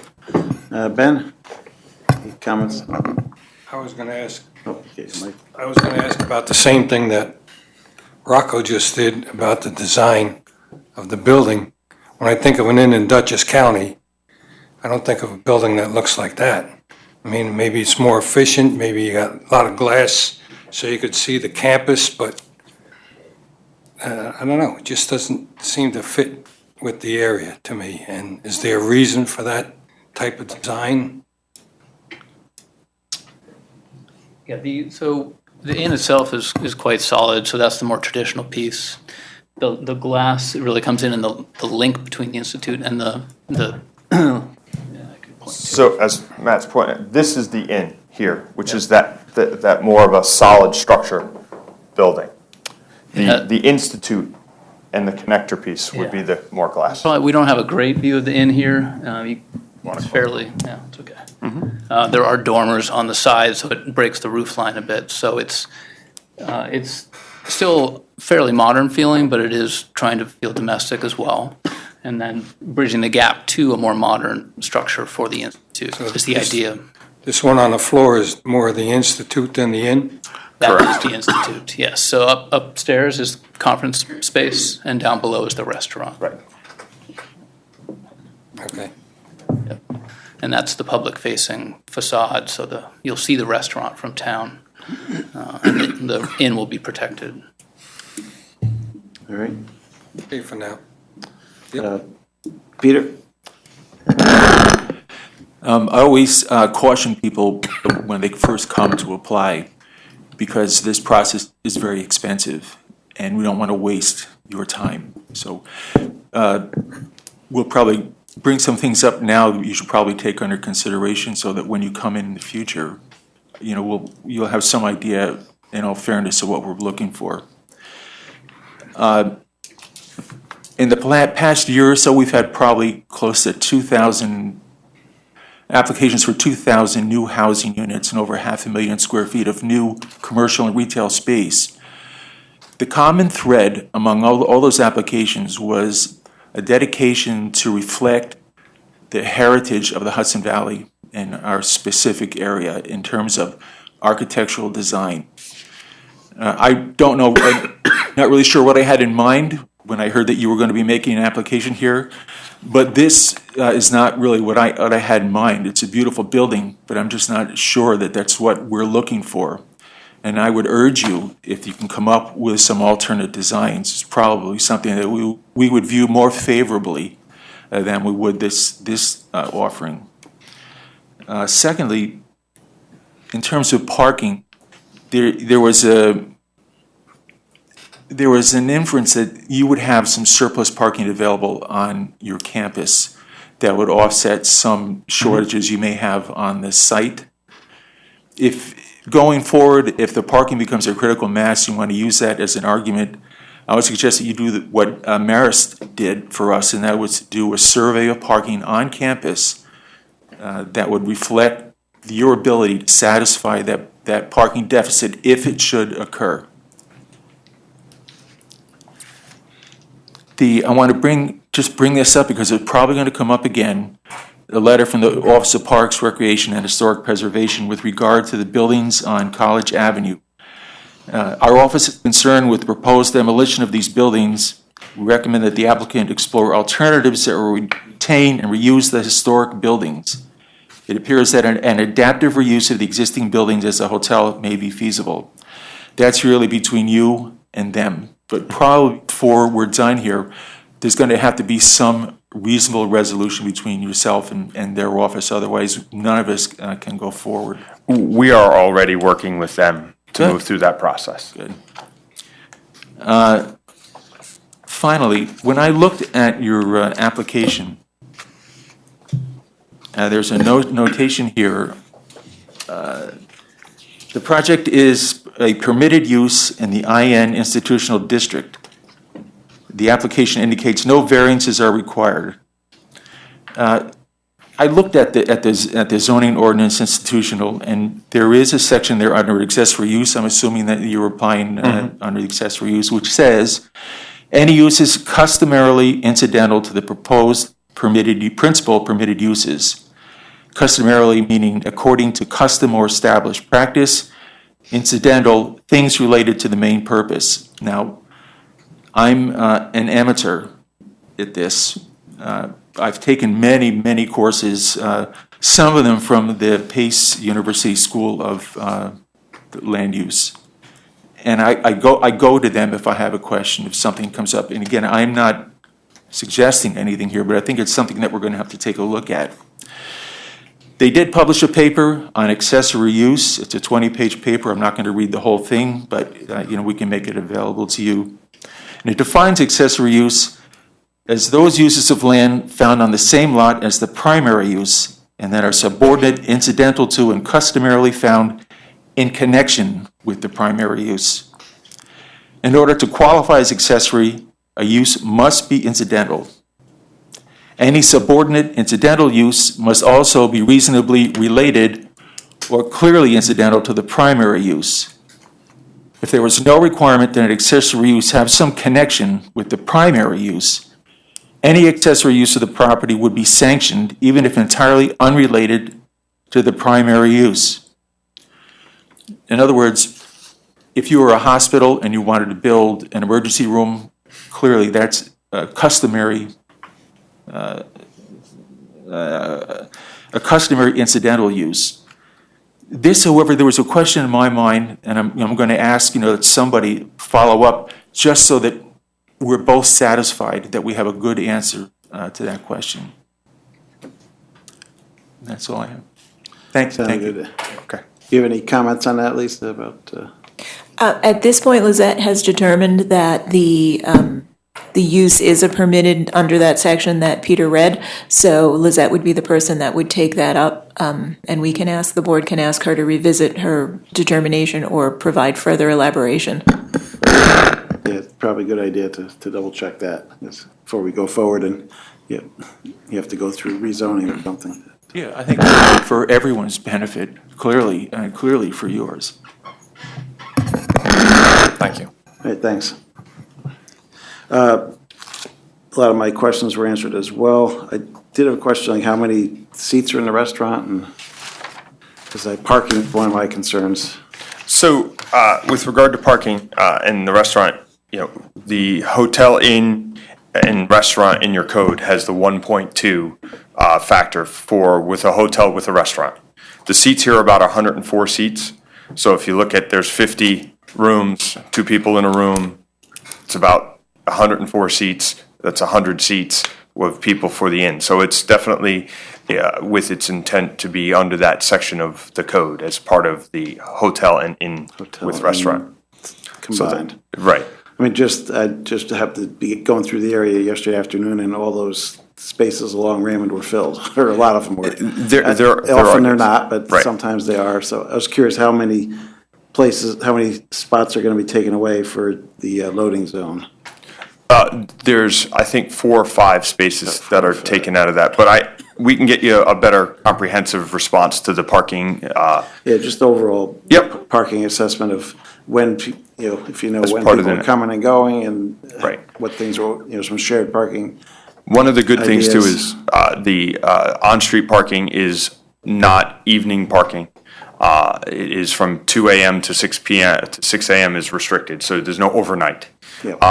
So the majority of those spaces are both on College View and Raymond complement the times at which the inn and conference center would mainly be in operation. And one of the things that, as Brian pointed out, this has a lot of connectivity to the campus and both its faculty and staff and people. So there's a lot of pedestrian movement, and we anticipate a lot of pedestrian from the actual campus proper as well. Into that. So we'll put that all into the response as we. I think we have to keep in mind when you do the EAF Part 2, you're going to come up with economic conditions and impacts. That parking, that 2 a.m. to 6 a.m. parking on Raymond, you'll be competing with the businesses, some of whom are your own tenants on College View and on Raymond for those parking spaces. So clearly it's not a given, that you can use those spaces, in your count 100%. Understood. Yep. And it wasn't when Phil Greeley, the traffic consultant, worked through some of that, he was looking at open spaces, and that's why we're going back to look at some of that as well. All right, yeah, that's certainly going to be something going forward. And I was curious how many people are living in the buildings you're demolishing and where they're going. So currently the plan with them, I don't know the exact number that is in there now, but. It's 21 in there now. Right. So there's existing Vassar-owned properties or units throughout the campus or on their property that they own throughout the community area that they're going to be relocated into that are currently vacant. Okay. So that's where the intent of those are to go. There is talk at some point in the future of potentially looking for off-site, creating a residential structure off-site, but not as part of this project. It'll be a future project. So there's enough vacancies right now to Correct. take care of, Yep. this particular project. Correct. So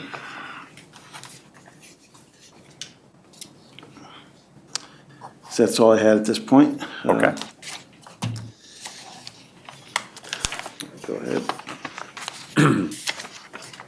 I move that the planning board declare its intent to be lead agency to coordinate the environmental review of the proposed project as an unlisted action and authorize the planning department circulation of a notice of a said intent, a copy of the EAF, and a copy of the application to the identified involved agencies.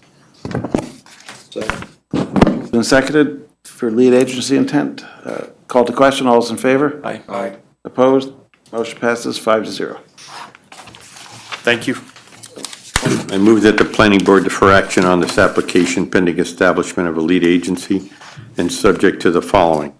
Respond to the comments of the planning board and those received from town departments and agencies. Said responses to be reviewed by the planning department as to adequacy and completeness, including but not limited to the following. Items 1 through 14, plus the additional comments made during the meeting tonight. Okay. Do I hear a second? Second. It's moved and seconded.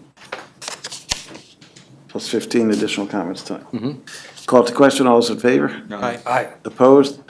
Motion passes 5-0. All right, thanks, guys, and good luck. Thank you. Just keep in mind, I know you got a good start on the architecture, but there's been some comments on it. The look, I know it's just kind of grayed out there now, and you don't have a good perspective, but. Yeah, as the color palette and material palette comes better clarity, I think it'll help bring continuity for you as well. Okay, so it just doesn't look like a flat box. Yes, right. That word.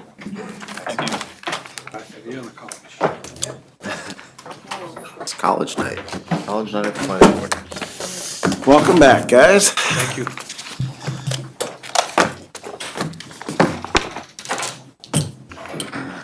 Oops.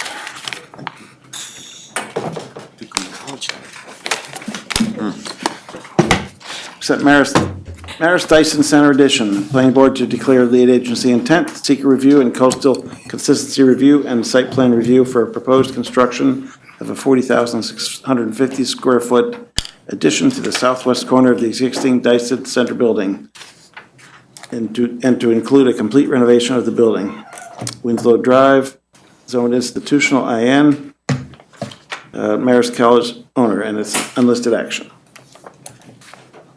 You've pretty much described the building and plan before. Any further? Well, let me just give you as the board may recall, we've been before you probably 3 or 4 times, and I'm beginning to get to that age where everything's recent, but in the last 10 years. The first change we made was the Hancock Center, if you recall. While we were in the process of doing the Hancock Center, we did a major renovation to the interior of campus. We reworked this parking lot. We worked the parking lot for Dyson. We reworked this entire courtyard. Pathways, yeah. And the goal was you're all familiar with the student center down here. This is kind of like this radial path up into the main portion of campus where all the academic buildings are. The next thing we did is, and I think most recent was the renovations at Dyson, or at Lowell Thomas, where we redid the front glass entryway, kind of redid all that. What we are here for tonight is an addition. Here is the existing Dyson building. Route 9 is out here. The main gate, the former main gate, is there. What we're proposing to do is build an addition to that Dyson building, kind of running down the courtyard, parallel to the campus road to some degree. And again, it's at the end of that triangle. And as Justin said, the intent there is to create two separate schools. We're moving and highlighting the entrance for the School of Social Behavior, and we're creating a new entry for the School of Management. Both focal points, both getting there. I will be candid with you. The building that is on here is somewhat of a moving target. We have given you the maximum footprint that has been looked at. In all likelihood, this building will shift and actually get shorter and a little bit wider. But in all intents and purposes, it's going to sit in that same location. Couple new and unusual features. These would be typical Marist entry courtyards, sitting walls with some type of pattern surface on the entryway. These little hiccups that you see on the side, I'm led to believe, and it's explained to me by the architects, that they're a new educational tool. They're kind of like this area where students are allowed to kind of go outside and sit as a group and discuss things and then go back inside. So they're little breakout areas. They're not patios per se, but they call them huddle space inside the building. I think they call them the same thing outside. It's a collaborative learning exercise. This interior area here is going to have another cafe-type courtyard gathering. What we found is if you put cafes in buildings, students tend to stay a little bit longer and kind of fill idle time between classes and other things. And again, it's conducive to learning. We are making no changes to the parking lot, staying the same. We're making no changes to the campus road. We are changing some of the sidewalks.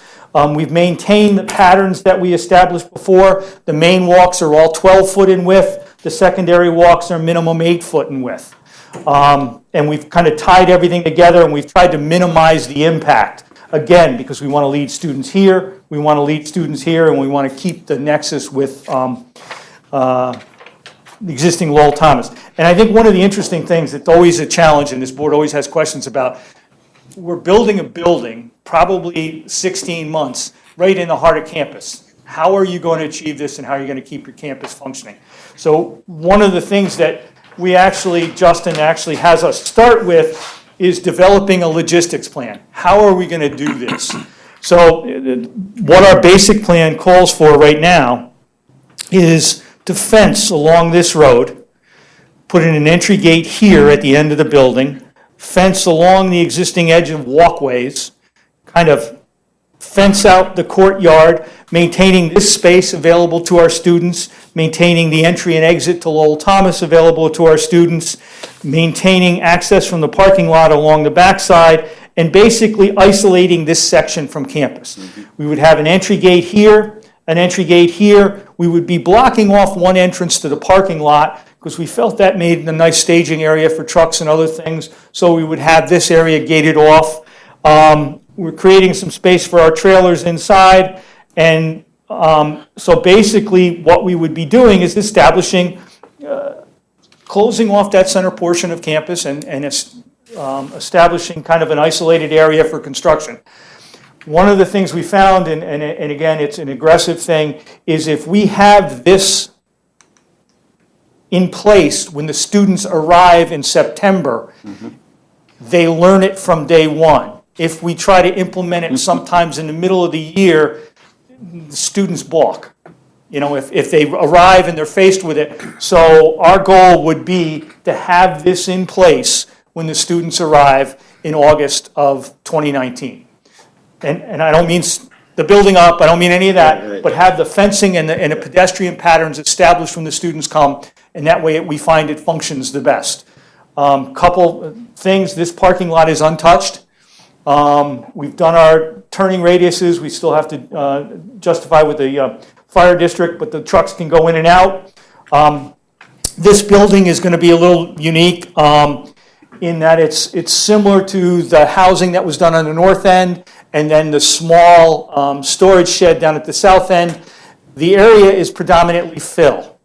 It's fill that varies in depths from 5 feet to almost 20 some odd feet. In order to properly consolidate that fill, we're going to utilize the same technique we've used elsewhere, which is dynamic compaction. We're going to bring a crane, we're going to flatten the area, clear the area, and then we're going to drop an 8-ton weight from about 50 foot in the air through the building footprint and around the perimeters.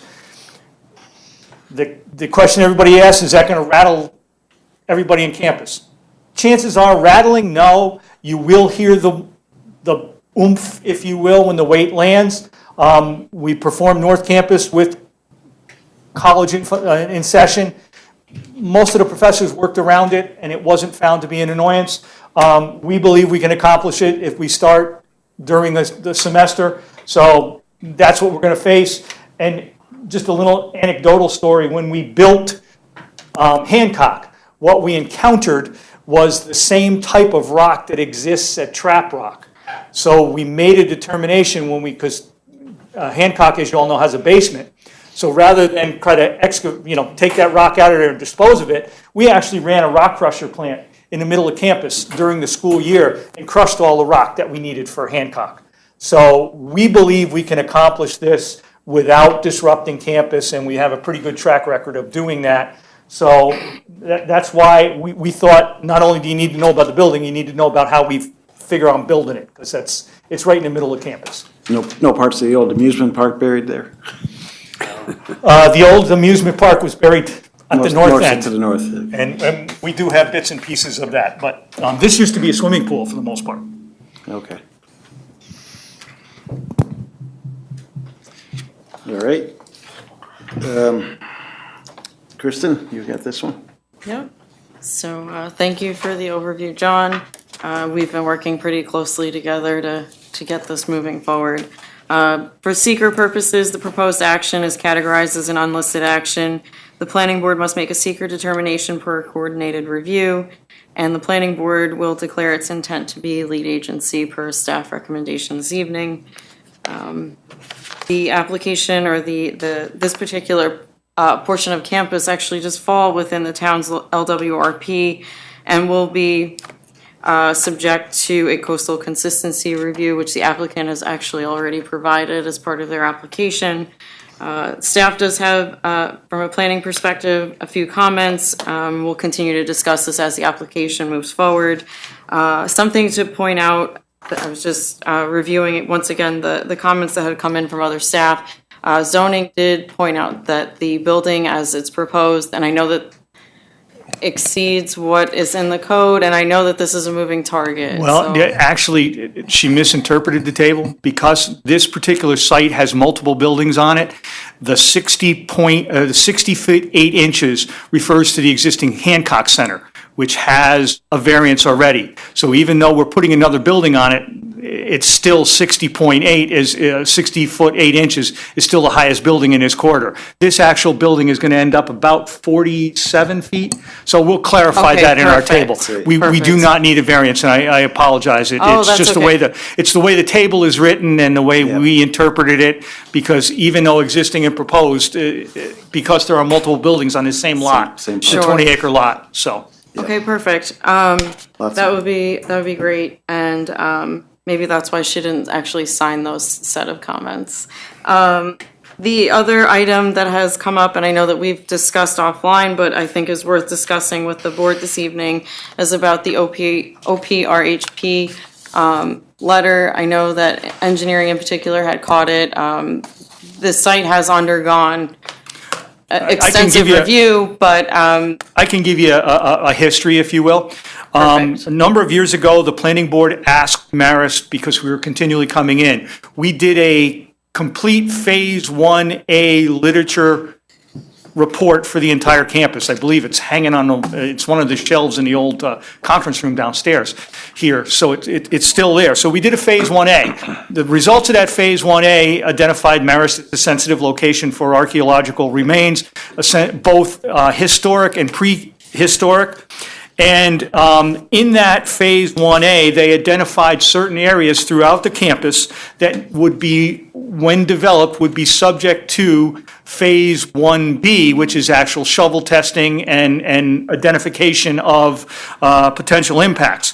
When we did the Hancock Center, we started with a small footprint, and because of changes that the college envisioned overall, it expanded.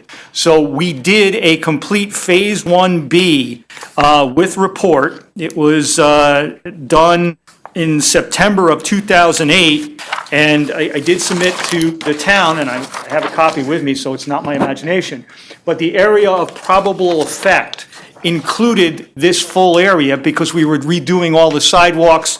And some of you may recall, there used to be a parking lot right in the middle of this whole area.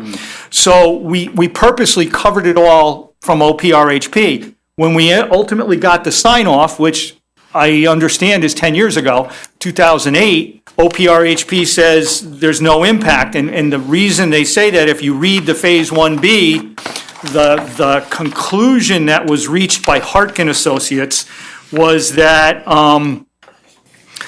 in the soil is either it's mostly fill, and that since most of the cases where they excavated shovel tests, particularly in this courtyard, they didn't encounter any native soils. They figured everything was disturbed or covered over, and no further work was recommended, and OPRHP issued their letter in 2008. We'd be more than happy to go back through OPRHP. I have a couple calls into them, but we're pretty confident based on what we did. We tried to be as thorough as possible, that there's nothing that anybody missed, because it was the same archaeologist. It was Hartkin Associates, and like I said, everything should be here in the town. So, it's the pleasure of the board, but I think it's pretty much reliable to say, and I can show you the borings, and I think we may have actually submitted them.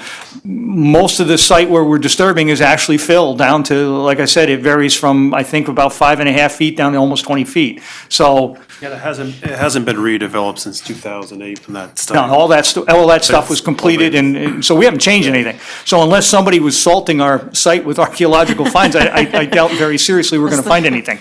Is there another brother floating out? Couple of rings lost in the old pool. Hey, John, so do you have the OPRHP no impact letter that relates to this APE? I do. Because was that submitted as part of the application? Probably came in afterwards, I think. So maybe if you could provide that might document the result for the purpose of this board's review of this application. I think John's going to have to work with our office, because the requirements in the Speedies program is that, at least the way we read them, is that there's a sign off from SHPO for all SWIPs. This will be a new SWIP. Our interpretation of that is that we will require a SHPO sign-off inside the SWIP for this particular project. If they can talk to somebody at SHPO and get them not to say that's not necessarily the case. I actually have reached out to the person responsible at the Office of Parks, Recreation, and Historic Preservation. He is out on vacation till Tuesday of next week, and I've left a message to try to have him get back to me. I too am familiar with what Don said, and realistically, since we did a Phase 1A, Phase 1B, should rest the matter, but the letter is 10 years old. But Sure, and we don't expect it to be a showstopper. It's just worth of discussion, as it has been 10 years. Not a And you problem. are going through the full seeker review and circulating for lead agency intent. So that was the reason for bringing it up, and I'd rather you have that discussion with the board this evening than Not a month problem. from now when you want an And approval. Eric, we certainly can supply this stuff as part of our next application. In fact, I'll amend when we make our resubmission, I think we've got to do a few things anyway, so I'll amend the short environmental assessment form that came through and add this as an appendices, the way it probably should have been done to begin with. Yep, make sure it's, make sure all the Ts T's are Understood. crossed and I's are dotted for that. So, again, staff is recommending adoption of a seeker lead agency intent resolution and also deferring further action with comments pending establishment of a lead agency. Okay, thanks, Kristen. Anything further, Don, on that? It's just a SWIP. The only, I mean, we had some other SWIP comments and other comments, but we're back to the old grease trap question again. And what, is there any food service proposed in here at all, or? The answer to that is, yes, there is food service. The extent to which it is food service is still up in the air. It's a bit of a moving target, but we believe it may be a cafe similar in size to that which is in the steel plant. So we will probably be looking at adding a grease trap and making a submission, but I'm waiting for the mechanical engineers. They haven't given me their plumbing layouts yet, so, and I don't think Maris has made a final decision as to what size cafe this will be, because it is somewhat in the center of campus, closer to other things, so. It'll be small like the steel plant. But still some cooking going on, so you need to. Minor, heating up more. But we will certainly make that submission. Thanks. That's it. All right, thanks, Don. Let's go around the board, start with Ben this time. Nope, nothing. Good, Peter? Got a lot to do here. Yep, some housework to do. Bob? Just one question on the, when this is completed, is there any idea that there'll be increased traffic coming in the north entrance because of more people occupying the building? No, we don't intend to have more traffic come in. It's a enhancement of existing programs, not a enrichment of enrollment, so we don't anticipate more people coming in and out of that. Okay. The reason I ask is I have occasion a number of times during the year to come to meetings in Dyson, and the left turn lane going north can back up, with no additional traffic. People waiting to make the turn can't all fit in the left turn lane, so they come out and they block the left lane of traffic trying to go through. Just to reiterate what Justin has indicated, if you've ever been inside the existing Dyson now, what you'll find is it's a building that is multiply used at multiple hours. It's almost like a 24/7 operation because of the overlapping schools.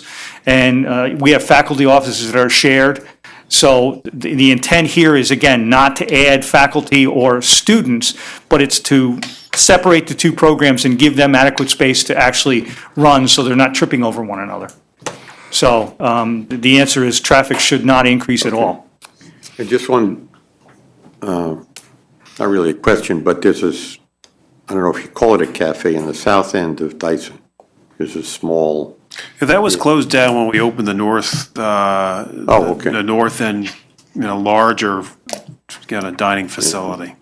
But the faculty and the staff have clamored to have coffee and things like that within the building. So the new project would have it. New cafe is going to be larger than that, or is it similar to what that was? Similar in size, maybe smaller. Okay. All right. Nothing more at this point. I think most of my questions have been answered. The grease trap, and I guess no parking increase associated with what you just explained as far as the student. Any chance to do a green roof like you did on Hancock? That's something. We have requested a green roof. It is in the plans as we speak. It's in the current design, yeah. And there's actually a bioretention area that's going to be part of the building, but the current plan is to put a green roof over the one-story section that's going to run along the face of the existing Dyson building. So you'll be able to look down on it and be able to see it from some of the upper floors. So, but it is there. We just we didn't put it in our SWIP yet because architects are a wonderful breed. We're never sure what we're going to get till the end. How's the green roof working out at the Dyson? I mean, at the Hancock, that's been there a few years now. That's fine. It's very good. We weed it once a year. That's about it. Great. We have them on multiple buildings. We have them yeah. on Hancock, it's on Student Center. Science It is on building. Steel Plant, it is on the Science Building as well, and. It'll be on McCann. It'll be on McCann, so we're using them wherever we can. That all helps, yeah. As far as maintaining stuff, that reminds me to, make sure to talk to Brian about hose bibs and whatever he needs for that. All right, thanks. Did we go this way? And move. Yeah, we did. More comment? Any further comments? Just had a quick question. Bob was talking about that left-hand turn and the traffic. You have a bus stop on Route 9? There's a bus stop. Did you ever see students actually using the bus? Very few use that stop. There are probably multiple bus stations, there's bus stops. There's one just north of our north entry on the southbound lane, right in front of Building A. There's one by the old main gate, and I don't think there's any further. That's it. There's two along our frontage, but very seldom do students use them. That we can tell. Possibly some employees at the mall restaurants there or something, I don't know. All right, everybody satisfied? I move that the planning board declare its intent to be the lead agency to coordinate the environmental review of the proposed project as an unlisted action, and authorize the planning department's circulation of a notice of said intent dated April 18th, 2019, a copy of the EAF, and a copy of the application to the identified involved agencies. Second. It's been moved and seconded to circulate the agency. Call to question, all those in favor? Aye. Opposed? Motion passes 5-0. I move that the planning board defer further action on this application pending establishment of a lead agency, and direct the applicant to respond to comments of the planning board and those received from town departments and agencies, including but not limited to the following items 1 through 9, and item 10, the items discussed and brought out on the meeting today. Second. Moved and seconded. Defer. Call to question, all those in favor? Aye. Aye. Opposed? Motion passes 5-0. Thank you. Thank you very much. Happy Easter all. Good luck, happy Easter. Continue with your planning.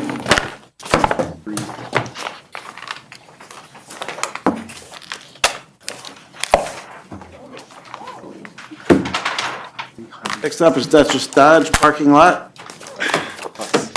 Planning board to declare lead agency intent, seek a review and recommendation to the town board for zoning district change, lot line revision, special use permit review, and site plan review for realignment of a portion of adjoining parcels for vehicle inventory storage.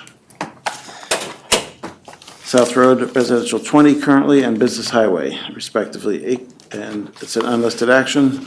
Names Way Property Owners, LLC. Welcome back. Thank you. Bill Poval, engineer for the applicant.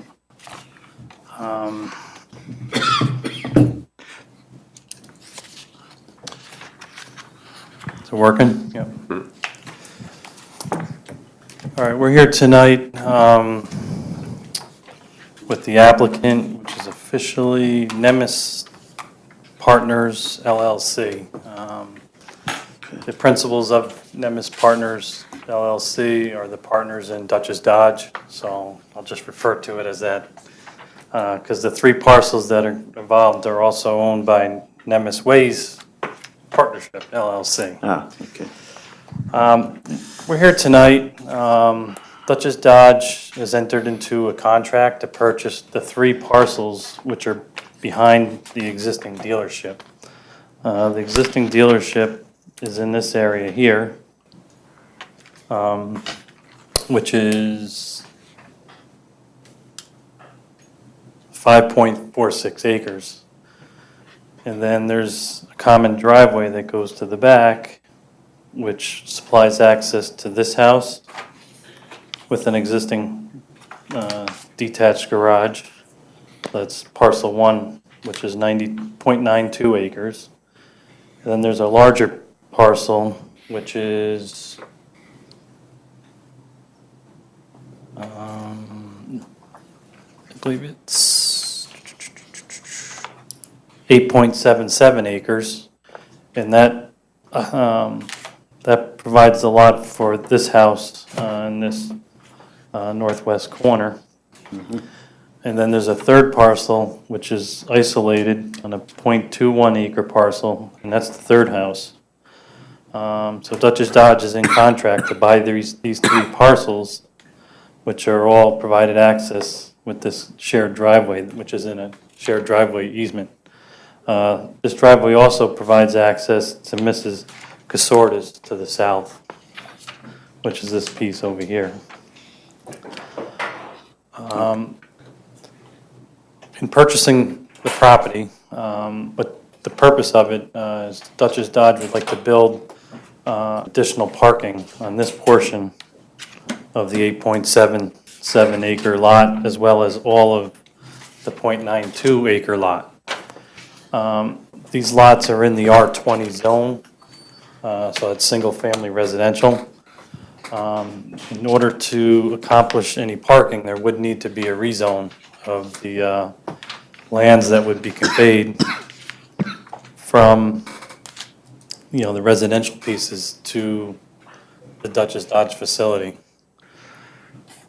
So with an application, there's going to be a proposed zone change on those parcels, as well as a site plan for the parking lot. And because this is associated with motor vehicle sales, it's also a special use permit. So you said you're purchasing all three of those going Right. all the way back, so but you're only using that one portion at this point in time? Right, so the three parcels combined that are being purchased is this area here. Right. And then what we're proposing to do is take this portion of land, take it off this lot and all of this lot, and attach or combine this land with the Dutchess Dodge piece, which would make that 9.53 acres. And then the area that would be taken from the residential pieces would become highway business zone, because it would all be part of the Dutchess Dodge So car dealership. so that back parcel would stay as residential? Right, so Okay. in transferring the lands and with an approved site plan, the goal would be to convert this existing house, which is residential, to just offices associated with the dealership. And then the detached garage, right now there's car detailing in this building here, that would be relocated to this garage, which would open up more service area within the existing garage within the front building. So those two buildings would be reused as part of the car dealership. Dutchess Dodge, the partners would still own this house and this house, which they would continue with a single-family use. And the main purpose is to provide additional parking, because what's happening is the manufacturers are requiring the dealerships to carry on lot more cars. This is not really parking, it's more vehicle storage. Yes, I'm sorry, yeah. Parking like for customers. Correct. Service department, it's Right. okay. Yeah, the only vehicles that would be parked here would be for storage of the vehicles that would be for sale. So customers would not be permitted to go in this area. But as you all know, they're pretty tight on parking out there. And then with the requirement of needing to take more cars, there's just no room to put them. And that's what triggered this whole. Right. Seems like they have a lot of inventory already, but they're getting pushed Right. to take more, I guess. So with that, we're proposing a gravel parking lot where the bulk of the cars would be stored. The goal would be to park the cars closer to the existing lot and work backwards as needed. It is likely that the back lot will be used on a limited basis, whereas the front portion would be used majority of the time.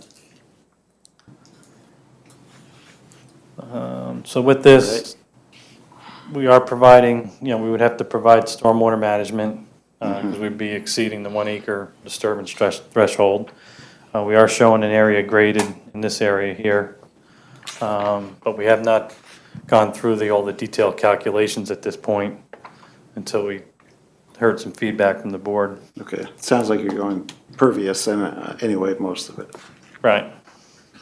Okay, We are proposing a fence along the entire length of Mrs. Casorda's property to provide a buffer, visual buffer. There is some minimal lighting proposed within the parking lot, and that's solely for security only.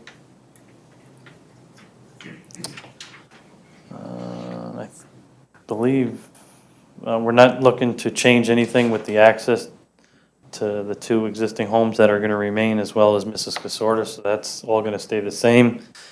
The access to this new lot would be from the rear of the existing car dealership lot. So we wouldn't impact any of the driveway access to the 3 lots that would be using that. all right, thanks. Kristen? Yep, thank you, Bill, for the overview. So this application started at the town board and was referred to the planning board for the environmental review. So the planning board would be acting to declare lead agency intent this evening and deferring action with other comments, or with comments. And this is similar to an application that was just before the board. The town board would be seeking a positive or negative recommendation for the proposed rezoning as part of the lot line change. Essentially, they're going to be merging or taking control over all of those lots and only rezoning a portion of that particular lot. So it does get a bit confusing because Bill will be kind of bouncing back and forth between the town board and the planning board. But to get us started and underway this evening, we're going to have the board declare their intent to be lead agency.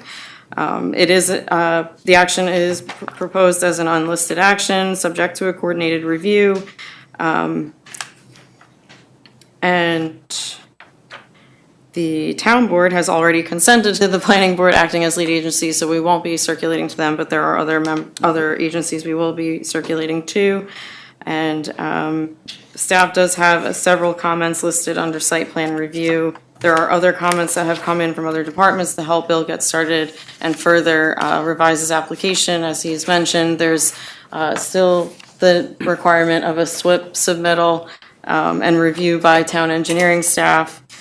And there are some other comments and that need to be discussed or fleshed out further.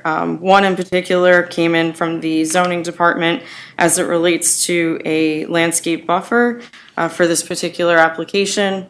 I do think this is something that the board should take into consideration and discussion sooner than later for the applicant's benefit, but also for the benefit of the residential property adjacent to this proposed action.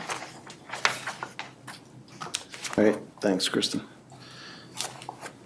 Don, I think it's all just about the SWIP, but what else, anything else? No, nothing in specific. That yet, okay. It's kind of a bowl-shaped thing back there, so let's see how that works out. Let's just go around the board, start with Peter this time. We're going to be determining whether or not to grant a special use permit. Is a special use permit for the parking?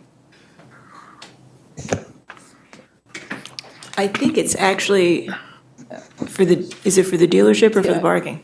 I'm not sure. I think it doesn't have to do with the use of the detail.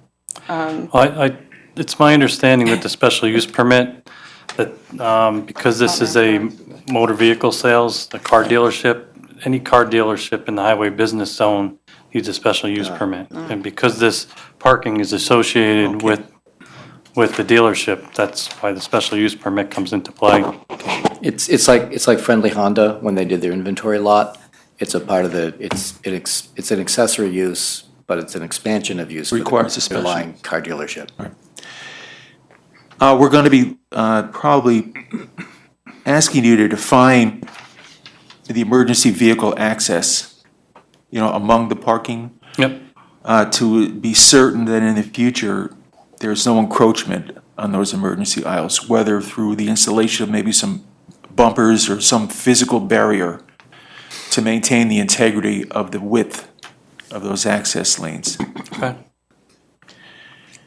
On the access road, you mentioned that there's a shared maintenance agreement. Is there an actual agreement, a written agreement? From what I understand, there's an actual agreement that's in place, and we have shown the easement as it was surveyed. Could you see if you could make one available to our attorney so she could have a look at it? And do you know any detail with regard to the maintenance agreement? I mean, it's a long road. I mean, what is the shared responsibility among the owners? Or I guess here it would be between the owners. I don't know the actual specific details of the agreement. I would have to look that up, but it's my understanding that the agreement is in place for access and maintenance. Okay, but if you had access to it, if you could make it available to us, yep, that'd be great. That's it. Thank you. Ben? As I said earlier, this is storage, not really parking. Right. And on the amended site plan here, I see lined parking with numbers of, spaces for cars. So that's not really accurate. We don't know how many cars there actually be in there. Because it's a gravel lot, you can't line. Well, the numbers that are on the plan are associated with the existing paved parking lot, with the existing dealership. And then any numbering that would be on the gravel area is just solely for plan purposes, so the board knows how many parking spaces are in each row. But they're not delineated. There's no plan to delineate them with the gravel.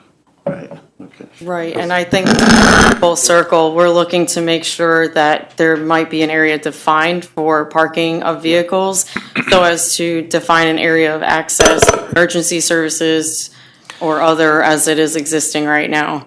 Right. We do have access off the back of the existing parking lot, and I can provide an emergency access off the driveway, so there would be actually two ways in. That's also a possibility. And the parking lot, the way it's laid out right now, has 24-foot aisles, so it's typical of any parking lot as far as that size. Could I ask just one more quick question? Sure. Because Ben, you just brought up a good point. Are you going to have impervious surface there?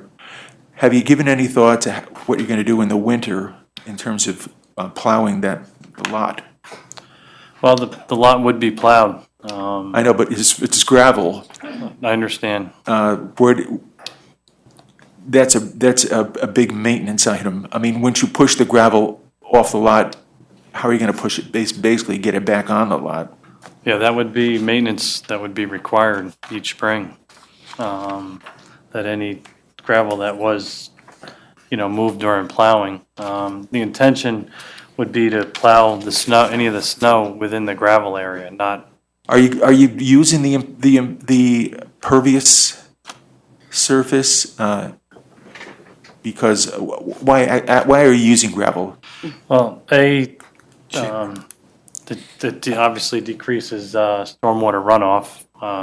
Right. Not having impervious surfaces, and number two, given the size of the parking lot, it'd be really expensive to pave that entire area.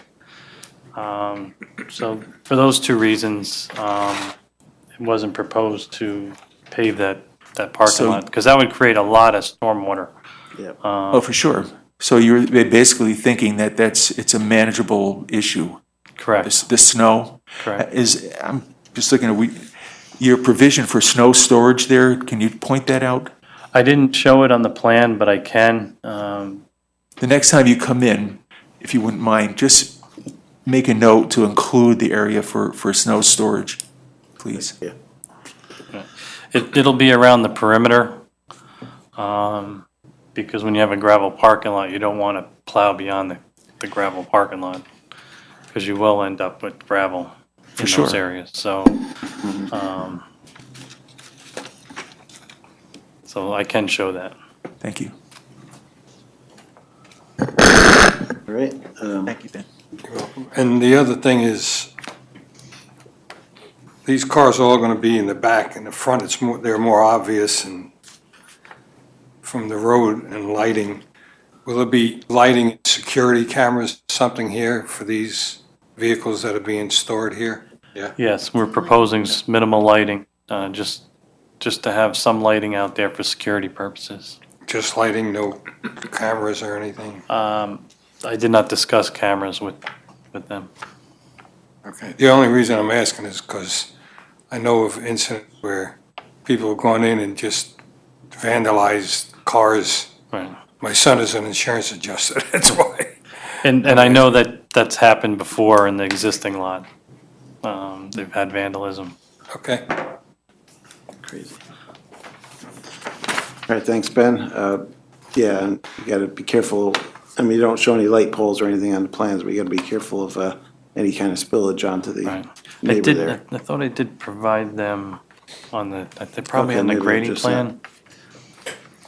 Yeah, But I just can, not seeing with the it. next set of plans, I can make sure that that's. All spelled out. Yep. Bob? I just, when a new truck brings new cars to the dealership, where are they unloaded? Do they have to go down that access road, or are they done up near Route 9? No, they would.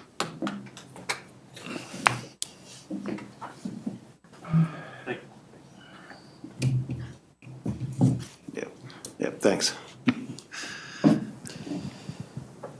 Right now, they come in the northern entrance, and then they pull back here and unload in this area here, and then they go back out.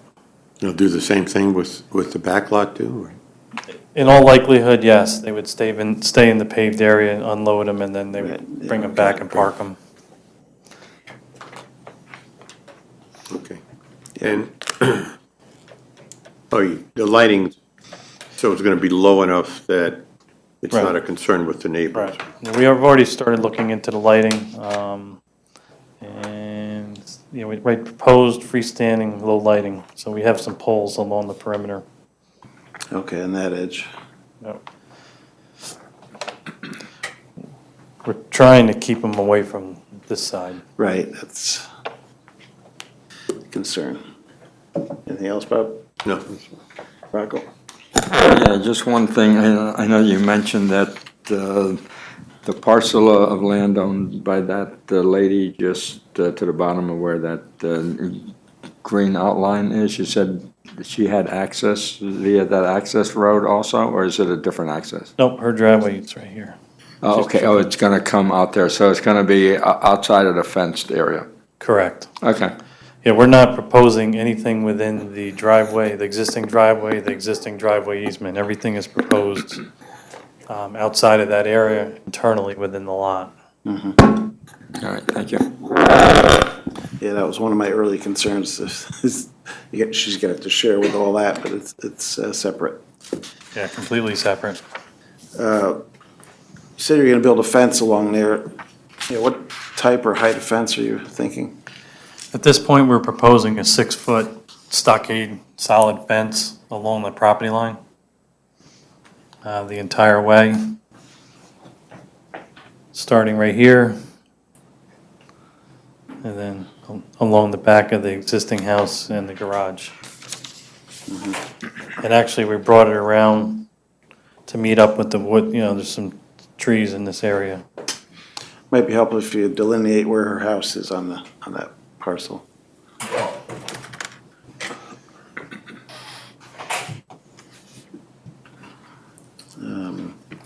And you mentioned the existing houses to be reused. They seem in pretty rough shape at the moment. They're still sufficient to rebuild them, or? As far as I know, I haven't been inside them, guess, so it's okay. hard for me to say. Yeah, just looking at it from the outside there. They've got some overgrowth and other things that they've been abandoned for a while. Yeah, I could tell you for sure that this house would be cleaned up, which would become part of the office. And I know that one had a lot of overgrown vegetation around it.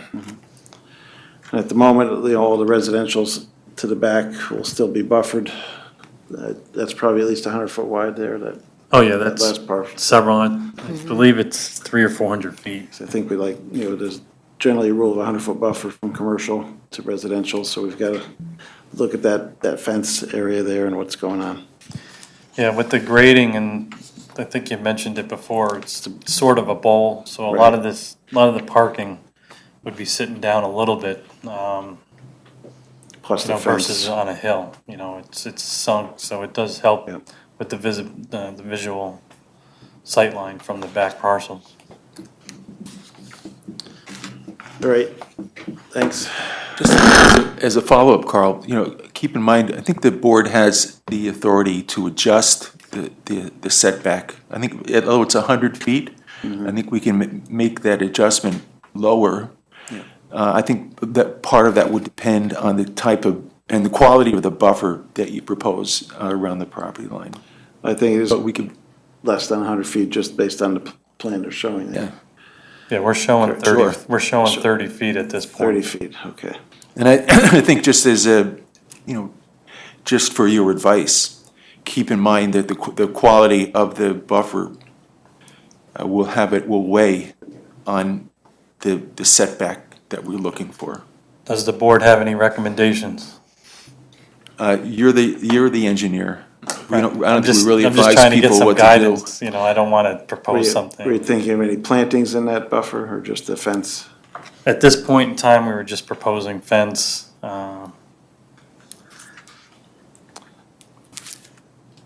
What about some, Have you trees talked or to does the neighbor want anything more on that side? I have not talked to the neighbor. I believe the owner may have.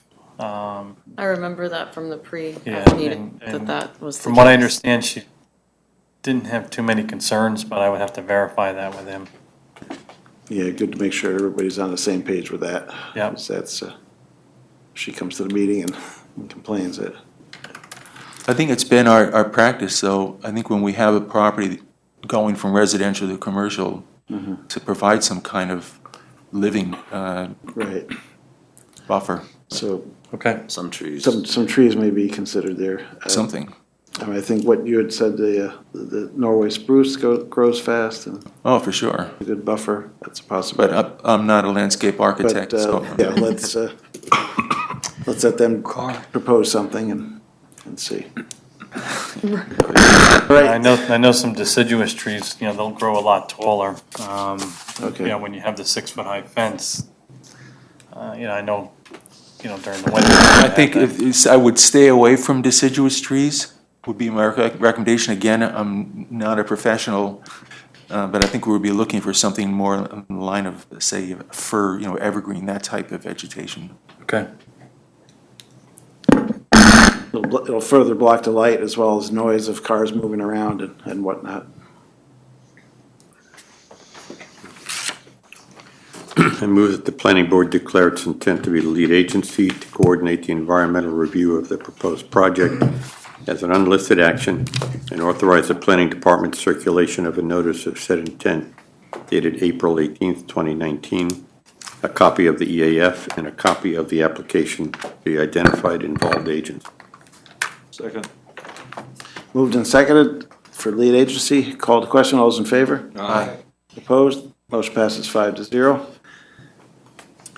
I move that the planning board defer further action on this application pending establishment of a lead agency and direct the applicant to respond to the comments of the planning board and those received from the town departments and agencies, including but not limited to the following items, 1 through 8 and 9 being the comments and advice presented at the meeting tonight.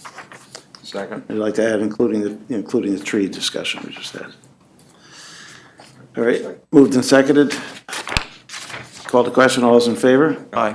Opposed? Motion passes 5-0. All right, good luck and All right, thank you. continue on.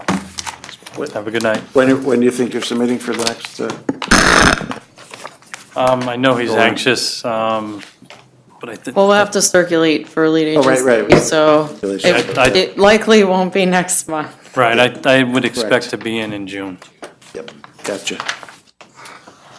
Thank you. Thank you. Yep.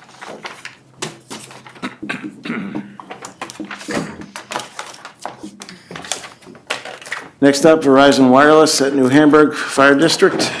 Planning Board to declare lead agency intent and site plan review for approval to install and operate a small cell facility, including a 50-foot wooden utility pole, antennas, and related equipment.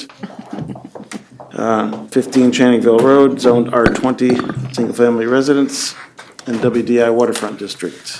An unlisted action, New Hamburg Fire District owner. Hello, introduce yourself and tell us about the project. My name is Allison Phillips. I'm with the law firm Young Summer. We're the project attorney. And I'm here with Andrea Armstrong for Aerosmith Development, the technical consultant on the project. What we've proposed is a site plan for a new antenna structure. It would be mounted on a utility pole, 50 feet in total height. We're proposing 2 antennas that would be affixed to the top of the utility pole. The antennas themselves are about 2 feet in height, and they would be affixed to the side of the pole. Their overall height, I think, is approximately 49 feet. So the maximum height is the height of the pole, which is 50 feet. We're proposing that the pole would be constructed within a leased area, 10 feet by 10 feet. That whole perimeter of that leased area would be fenced with a 6-foot-high chain link fence, and within that enclosure would be associated electrical and telephone equipment. This would be an unmanned facility. There's no generator proposed for the site. We do have access that is part of our leased area from the fire department. That would be a 20-foot wide access easement that provides direct access from Channingville Road. As part of our application materials, we've submitted the proposed site plan, but also a demonstration of the need for the facility at this location.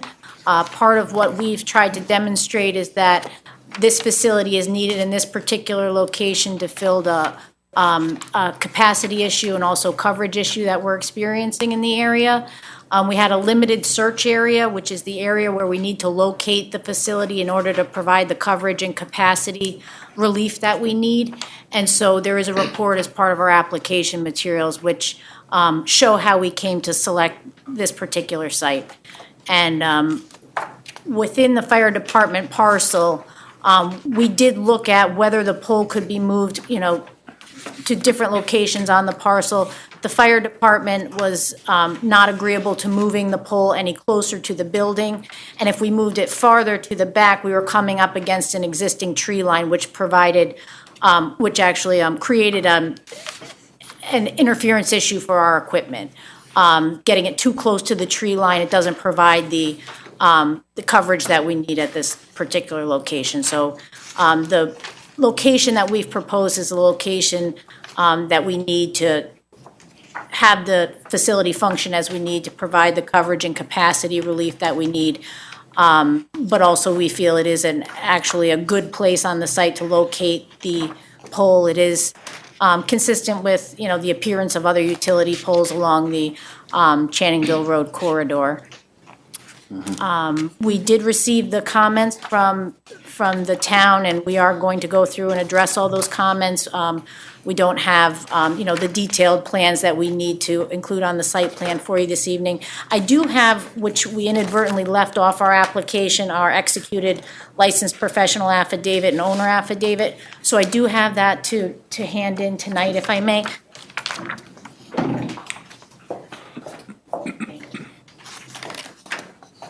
But we expect to address the town's additional comments through future submission and more detail in our site plan. All right. Who's got this one? Eric? Sure. For tonight, the board has received an application, and staff recommending it be circulated for lead agency.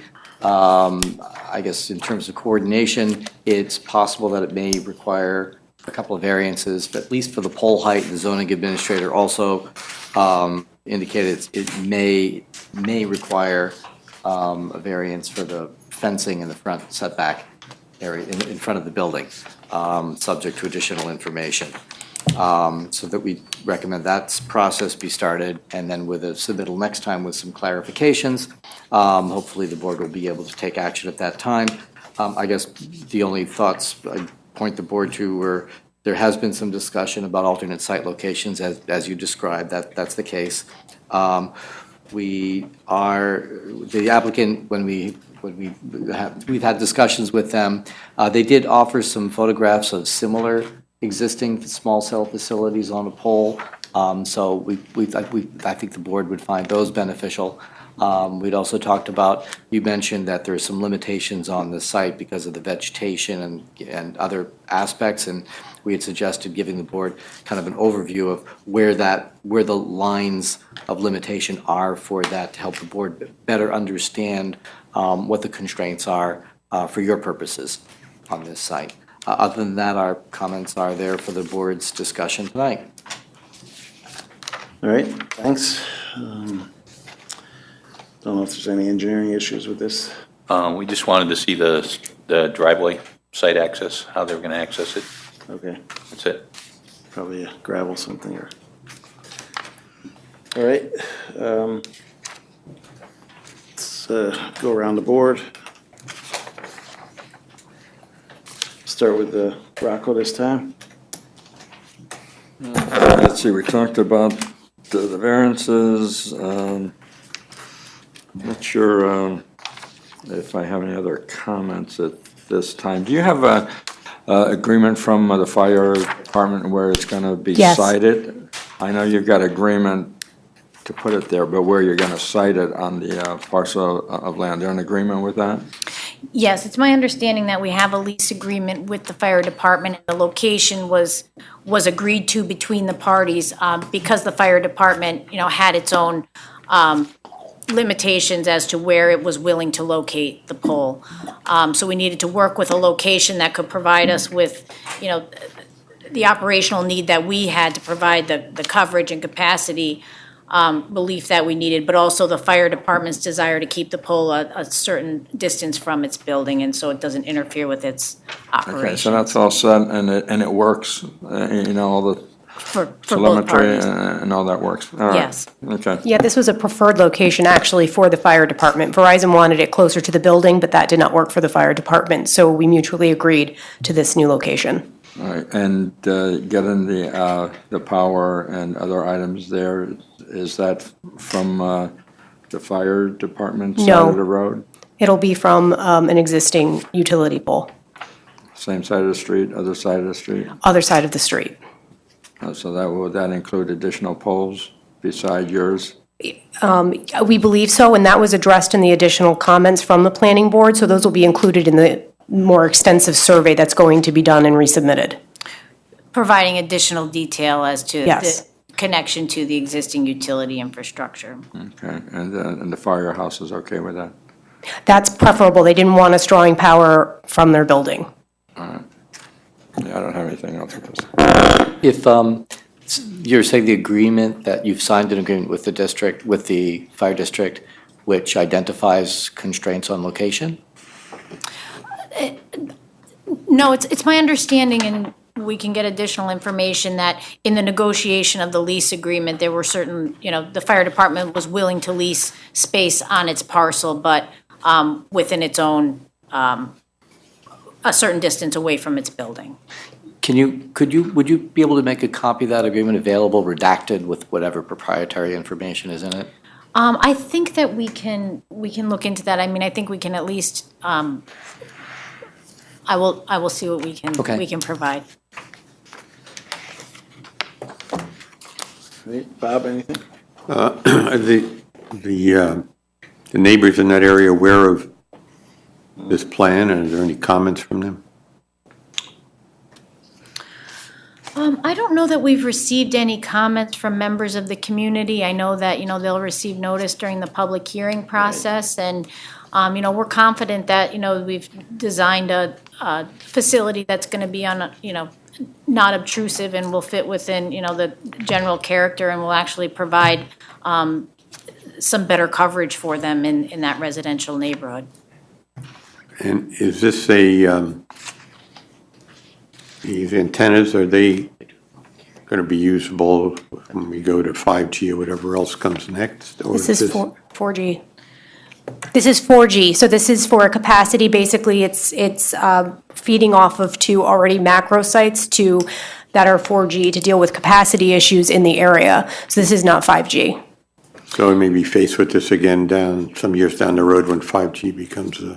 Well, it's my understanding that because there's so many unknowns now with 5G and what kind of facilities are going to be needed at what locations when we upgrade to that, we can't say right now, if this facility will continue to operate, to provide service to the area we're looking at right now, but we know that there is a need right now to provide coverage in a location that we have a gap in coverage, but also to provide that capacity relief from the two locations that are now servicing the site. One's in Wappinger Falls and the other is in the town of Newburgh. So one's approximately a mile away, the other one's, I think, 4.5 miles away. So we are, this is a gap in our coverage where we're experiencing a difficulty providing the service, and this micro site with these two antennas will help us address that at this time. Okay. All right.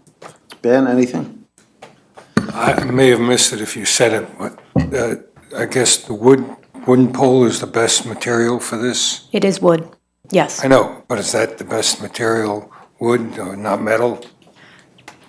Yeah, it's my understanding that that's, the standard that we use for this kind of micro facility, and it is compatible with our equipment and also consistent with what you typically would see on existing utility poles in the area, so kind of keeping in character with what's there now. Yeah, and more than structurally can accommodate the equipment on it, and it's less obtrusive, and it fits in already with existing utility poles in the right-of-way, so wood is the preferable choice for these types of installations. Okay. All right, Peter? How high is a utility pole? This utility pole will be Not this one, 50 but feet. the other utility poles on that street.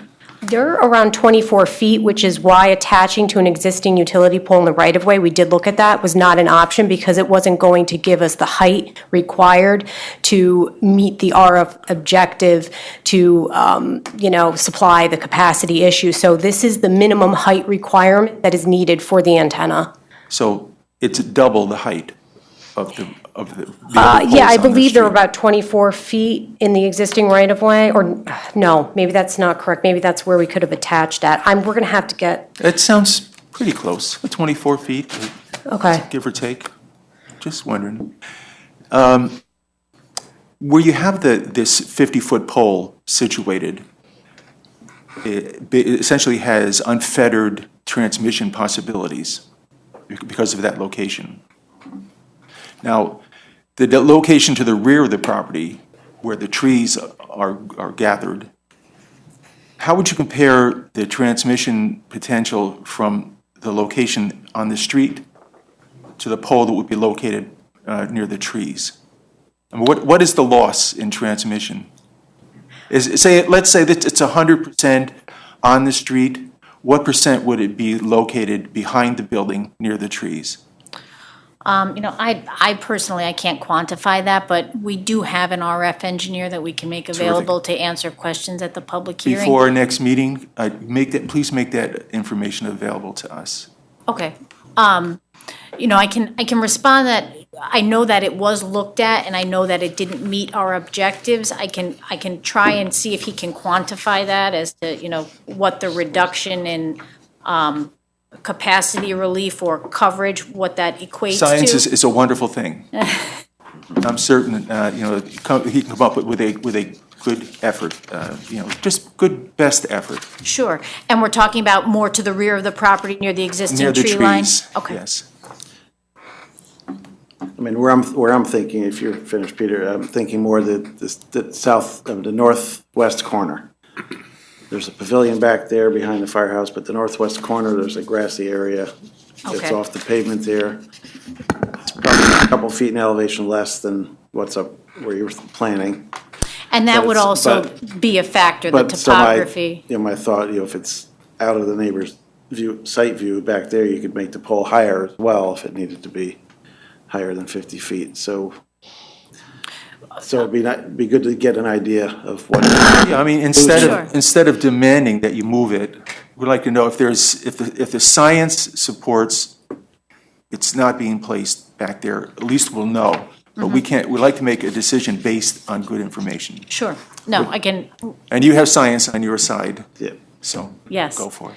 No, we're gonna hear some stuff from the neighbors, most likely, at the public hearing, so we no, want understood. to head that off and have an alternative, or if something exists. Understood. We can provide that information. Thank you. Your RF engineer has been really good. It might be helpful for him to attend the next meeting to explain the results, because I know, based on our past discussions, it gets kind of complicated, and he was pretty good at boiling it down to, for laymen We've had that. like myself who didn't understand it. Yes, no, definitely. We can plan to have him attend. Yeah, I'll have Mike attend, yeah. And you mentioned, there would not have a generator or anything. We have battery backup included in it. These small cells don't even have that, so power goes out and you're done with that. So it's mainly providing coverage to New Hamburg town then, or? Yeah, to how that far is that? surrounding facility, or surrounding area, yes. And in our needs analysis, it does identify, the specific areas I'm trying to look at the maps. in and around portions of Channingville Road, Main Street, Twin Road, Honey Lane, Hickory Lane, Del Blasio Boulevard, Phyllis Road, Schaeff Road, Reed Road, and portions of the surrounding residential areas. All right.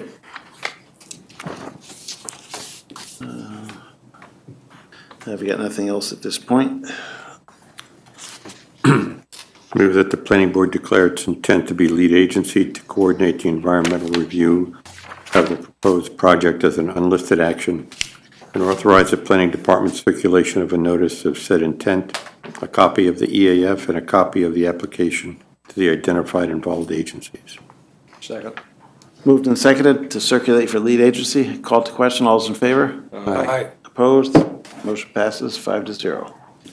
I move that the planning board defer action on this application pending establishment of a lead agency and subject to the following. Respond to comments of the planning board and those received from town departments and agencies.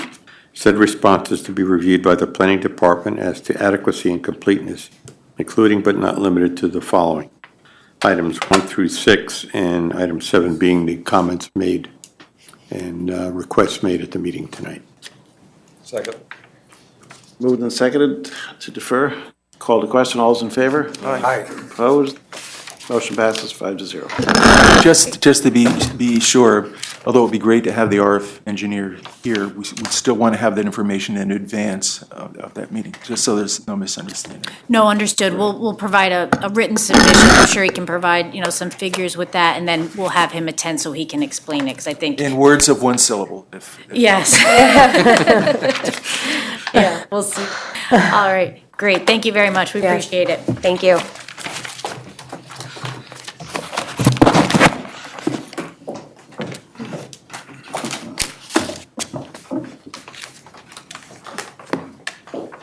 Okay, next up is Haifa Holdings LLC on 819 Main Street, seeker review and special use permit review and site plan review for a proposed construction of a 13,862 square foot, three-story mixed-use building with 4,376 square foot commercial space on the first floor and 12 residential units on upper floors.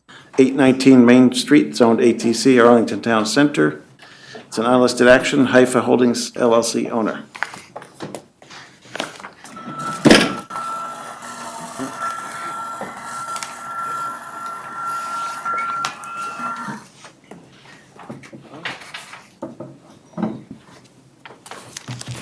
We brought a computer model, so if you don't mind giving us a minute to connect it. Sounds good.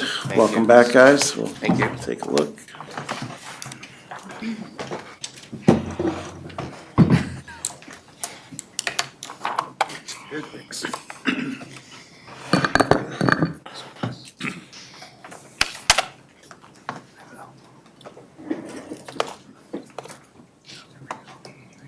Oh, nice. Quick connection. Yeah. That's great.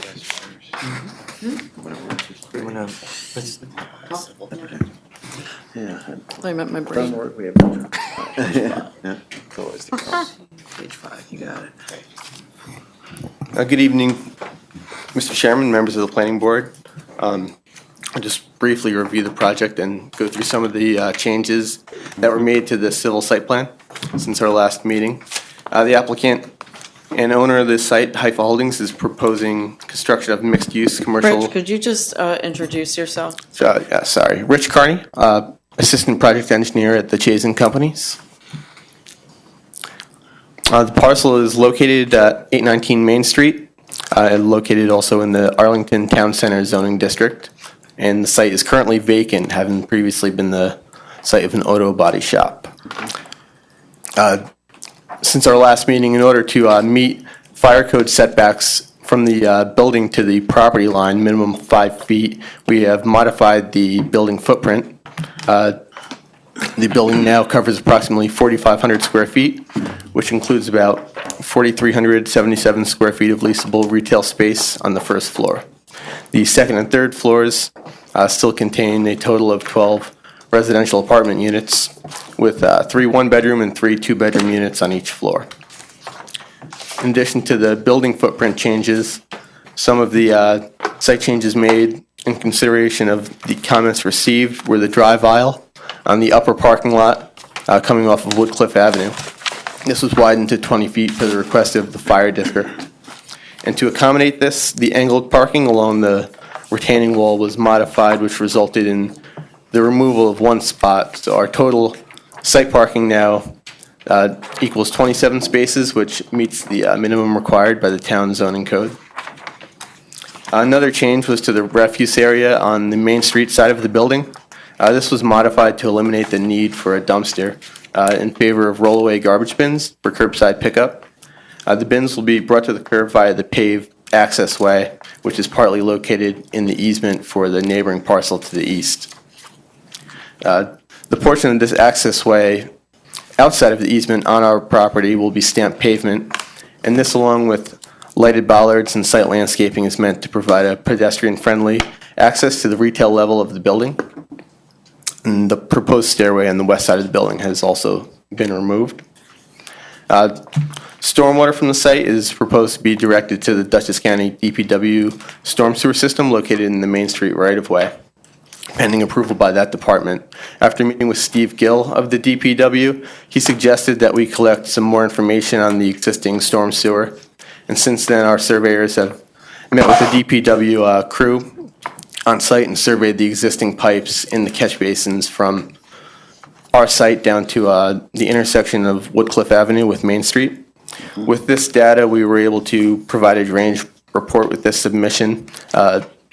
From that report, we were able to determine the subsurface detention needed to provide attenuation to stormwater in order to bring our peak flows after construction below the level of peak flows pre-construction for a 25-year storm event. Now I'll hand it over to Joe to discuss some of the architectural. Hi, good evening. My name is Joe Plouffe from Tinkleman Architecture. I just wanted to go over, before we show the model, we had provided and requested from the board alternate site plans. Do you mind opening up the architectural? Go down to that one. Yep.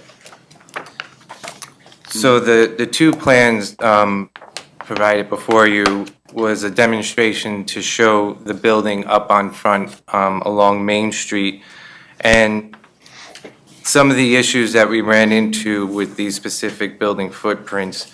The alternate site plan B was just the dimension, the narrow dimension of the building wasn't suitable for the program of residential or retail spaces.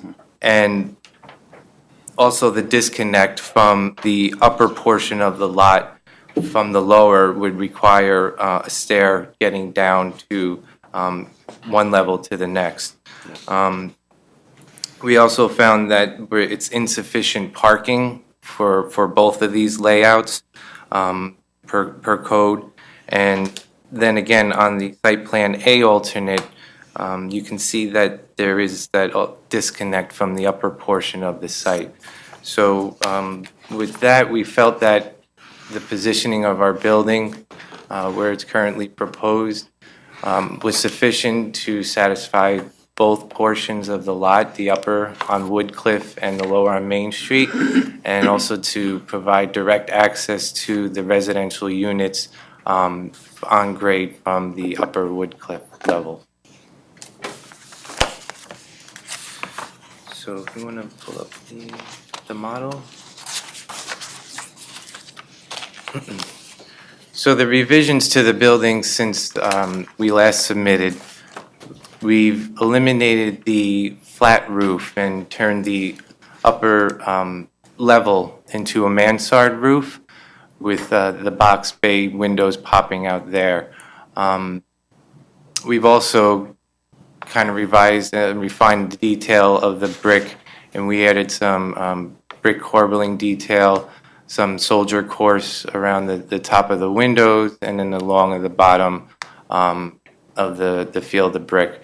We also introduced these box bays that pop out about a foot or so from the building to create some depth and language in that second floor there.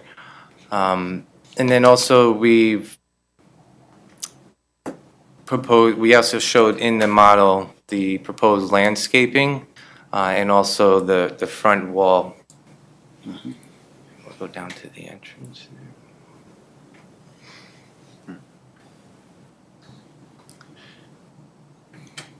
So you can see we have the building sign on the one hand, and on the right-hand side of the entry, we have the seating bench, and then along you can see the easement access to get behind the adjacent neighboring building.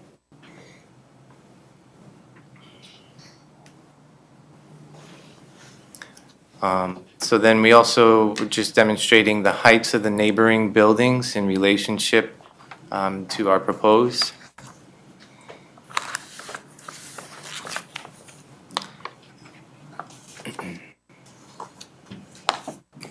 And then on the Woodcliff Avenue side,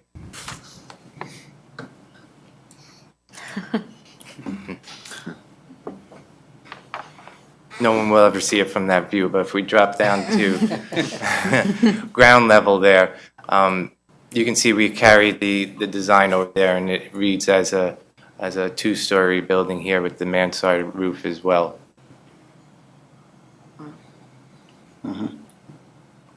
So this is also showing the proposed landscaping in a generic form of the position of the trees.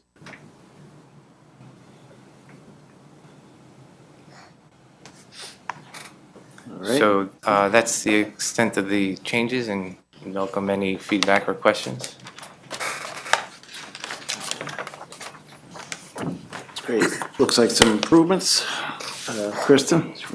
Yep, so this action is an unlisted action through seeker, subject to a coordinated review. The planning board did declare its intent to be lead agency on January 18th, 2019. To date, no objections have been received.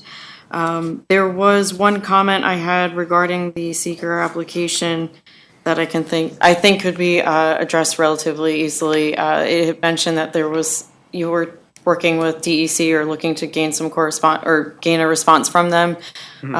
Just hoping to get that for our record when that becomes available. Do you know if that's been? Yeah, planning hasn't received anything. Our Chazen Planning Department hasn't received any correspondence, but we'll make it available. Okay, great. We have it. Thank you.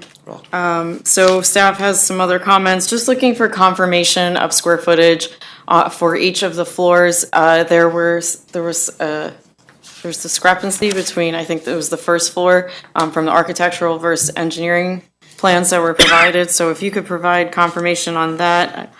And there are some other comments of that nature. The board is recommending deferring action with comments this evening, as this is essentially a resubmittal with some modifications based on previous comments received. But I would expect healthy discussion around the blasting management plan that was proposed and provided on one of the sheets. And also, I think, Rich, you had indicated that you had possession of a geotech report or were coming, you were going to be receiving one of them. Yeah, Okay. we received it after we made this submission, so we can make that available to the planning board. Okay, great.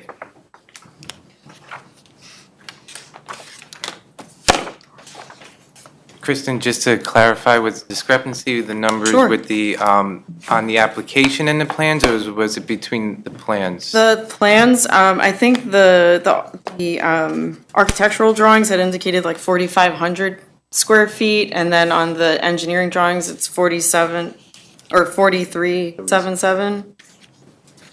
So just want to Okay. confirm that. Thank you.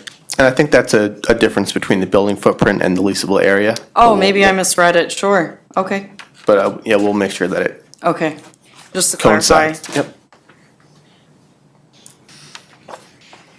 All right. Let's see. Any things from engineering, Don? I have a couple of things. First of all, maybe you could go back to the more aerial view. I'd like to see that west side again of the building. We've got a drainage pipe that's proposed. Could you show the grade? Maybe you could show it from the front. Yeah. We have a drainage pipe that's proposed to go in a town easement. I know, Rich, your office said that they thought that 5 feet was enough for the town to access. We typically ask for 30 feet. I'm not even sure there's enough. I'm not sure how much room is even in between the buildings, but I'll guarantee you 5 feet is not going to satisfy the highway superintendent in that area. He's not going to be able to get equipment in there and be able to swing the backhoe if we ever had to dig that thing up. So we were suggesting that you get the neighbor to give us an additional easement, or give you an additional easement, which you could turn over to us. That was the first thing. The second thing, the dumpster enclosure is so close to the property line in the rear. I think our suggestion would be that maybe that it just would need to be staked out prior to putting the dumpster enclosure in, so that no part of that dumpster enclosure ends up in the town right away. So we could just take a note for that. I mean, we have other issues, but those are probably the two biggest things that we had. Did you have any comments about the blasting or I looked at the blasting. I did look at the blasting notes on the plan. Everything complies with the code, including $50,000 deposit per residential structure within, I forget how many feet it is. Maybe it's within 500 feet. It's Whatever 400, but it yeah. is. It's there. I think that section of the code, I don't think anybody's blasted in residential areas since that section of the code's been placed, so you'd be one of the first. And also with regards to the blasting, and you'll see in the geotech report when we distribute it, he was under the impression that it would be rippable with a large excavator or a bulldozer with a ripping hook. So he didn't indicate that he thought blasting would be necessary. That would be the hope if that works. Yeah. Right. Do you know about how much of that rock face you're removing? No, not for the building.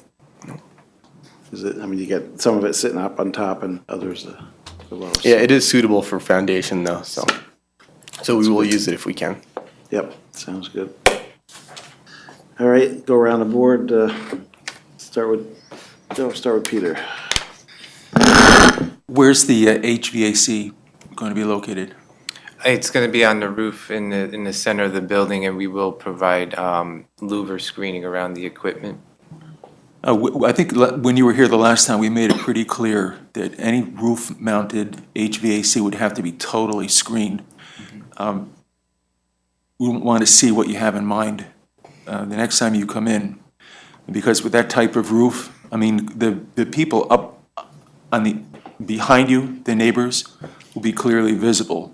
So you're going to have to find some way to convincingly screen that in a manner that's aesthetically pleasing. And just, I'm sorry, Peter, if I may, I also want to be cautious and cognizant of the restrictions, the zoning restrictions in height, because that would need to you would still need to fall within that threshold.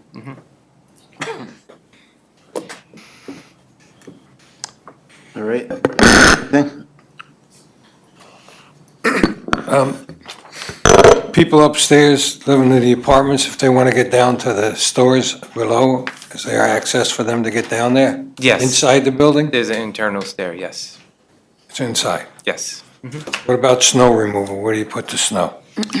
We have an area back, that little pull-off That area little you see there. square there? Mm-hmm. Fire department said that's okay? Yeah, they, Yeah, that was indicated that would be okay, and it's also going to be a fire lane, so we'll have a sign for that and have that marked out. It will also be striped, no parking. Okay. Rocco? To continue to, with what Ben was asking, now that's the upper portion. Where's your snow storage for the lower portion? it's just gonna be off to the side of that, right in front of the parking spaces, a little landscape buffer area. It's not much, but that's the extent that we have where to put it. You'll probably lose a few parking spaces. Is there, Kristen, is there enough parking for the residents? They're meeting their requirement, but I think this is trying to be mentioned, that you could always look to remove snow off-site. Yes. Yeah. Yes, we're agreeing to do that. Okay, and you said that on the lower level, the garbage bins are going to be taken out as individually as the garbage trucks arrive? That's correct. We're looking into typical rollaway bins that you'll see brought up to the curb to eliminate the need for a garbage truck entering the easement area and backing out onto Main Street. With the hands, I mean, whatever they got. Yeah, The automated that picks stuff? it up. Mhm. Yep. Okay, so those won't be very big then. Residential size? Yeah. Or are there bigger sizes for commercial? I will have to look into that. Yeah, because I have one that they use to do just that, and I mean, it's big, but it isn't that big. All right. It depends on the stores. You can have more than one. Yep. Yeah, they'll have more to do with that. All right, yeah, I don't have anything else at this time. Thank you. I have something else I just thought of. Looking at the building from the street, the neighbor to your right, that white building, I usually see cars parked there next to his building. Is there going to be room there still for him to park cars? By that easement, it's not meant for car parking. He does have, the easement also provides him access to the rear of his property where he's meant to park his cars. Okay. So this is really helpful. What is the stamped area that you have shown? What is that width right now? So that width, it Just varies a remind little me. bit, but it's approximately 4 to 5 feet the entire way. Okay. And that's all on your property? Because again, I know this is. Will be on our property, Yeah, yeah, and okay. the easement line runs approximately through the middle of that paved access way, and the portion within the easement is not stamped. Has there been any further conversation about those existing, where they built in that area? The bollards and the Bilco door. We tried to reach out to them, but we weren't able to get it.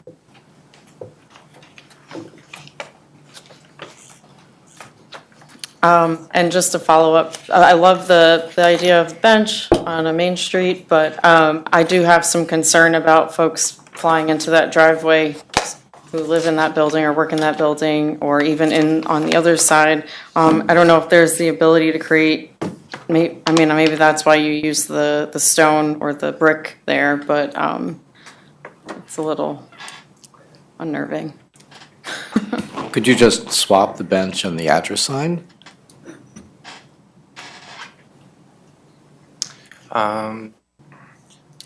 It's possible. The one thing is that the fire district requested that we have space to pull hoses between the sign portion of the wall and the corner piece there.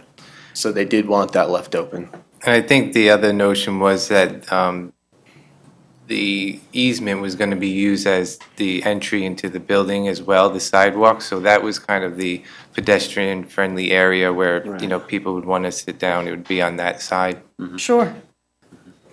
I mean, I think you'd want to sit further away from the gas station anyway if you were. Oh, yeah, no, I'm not saying to move it, but maybe there's an ability to put more of a landscape element there too. I don't know, just to define it. I was wondering about. I think it looks nice. I was wondering, another tree closer to the road, right on the corner there perhaps, where the bicyclist is. Yeah, we could look into that. I think the county might have had a comment on that as well. All right, just a reminder, on behalf of your client, don't come back, we said the last time, no flat roof and concealed HVAC. So on behalf of your client, I'm pleading with you, don't come back with a flat roof and with HVAC not concealed. Because we don't want to tell you, come back again the following month. Our understanding was the mansard roof addressed that and is not a flat roof. Are you saying that? That's up to you, but be certain that your method of concealment of the HVAC on the roof is going to be aesthetically pleasing. And you can call it a trompe l'oeil, whatever you want, but we don't want to see it. I just want to give you fair warning, that's all. Anything further, Rocco? No, I'm good for now. I don't have any other questions. Bob? Just, you mentioned that the residents have a stairway down to the businesses on the ground floor? Yes. Is there also an elevator? No. So it's not handicap accessible then, those upper floors? No, just the first level units from the Woodcliff side are accessible. The ones above are not. Are not, okay. You have to drive around. Yeah. Drive down to the. I had a question about the, do you have any tenants in mind for the retail? Is it all retail or is there any restaurant use thought of? Because then you would need a grease trap and other issues. If there's a possible restaurant use. I'm sorry, I'm Jimmy, one of the developers for the property, Jimmy Nashwat. We're looking at possibly a dentist's office might be locating there, and we left the grease trap just in place, just in case we get some Okay, restaurant so use. you have it But in we're there. leaving all the options open for all. Okay. Thanks, Jim. Thanks. Let's see. And you've already addressed my blasting concerns. That's been discussed. Appreciate you did the alternatives, look there. It is a tough site to do anything right up on Main Street. So thanks for looking at that. And thanks for replacing the dumpsters there with the rollouts, because I think that'll be much safer versus the garbage trucks backing out onto Main Street.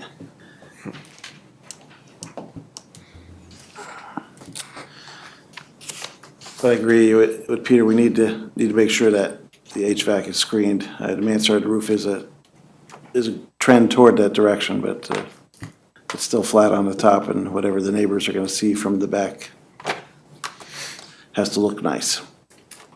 But overall, thanks for bringing it in this form. With the 3D view is great. It gives you being able to see the landscape and everything is great.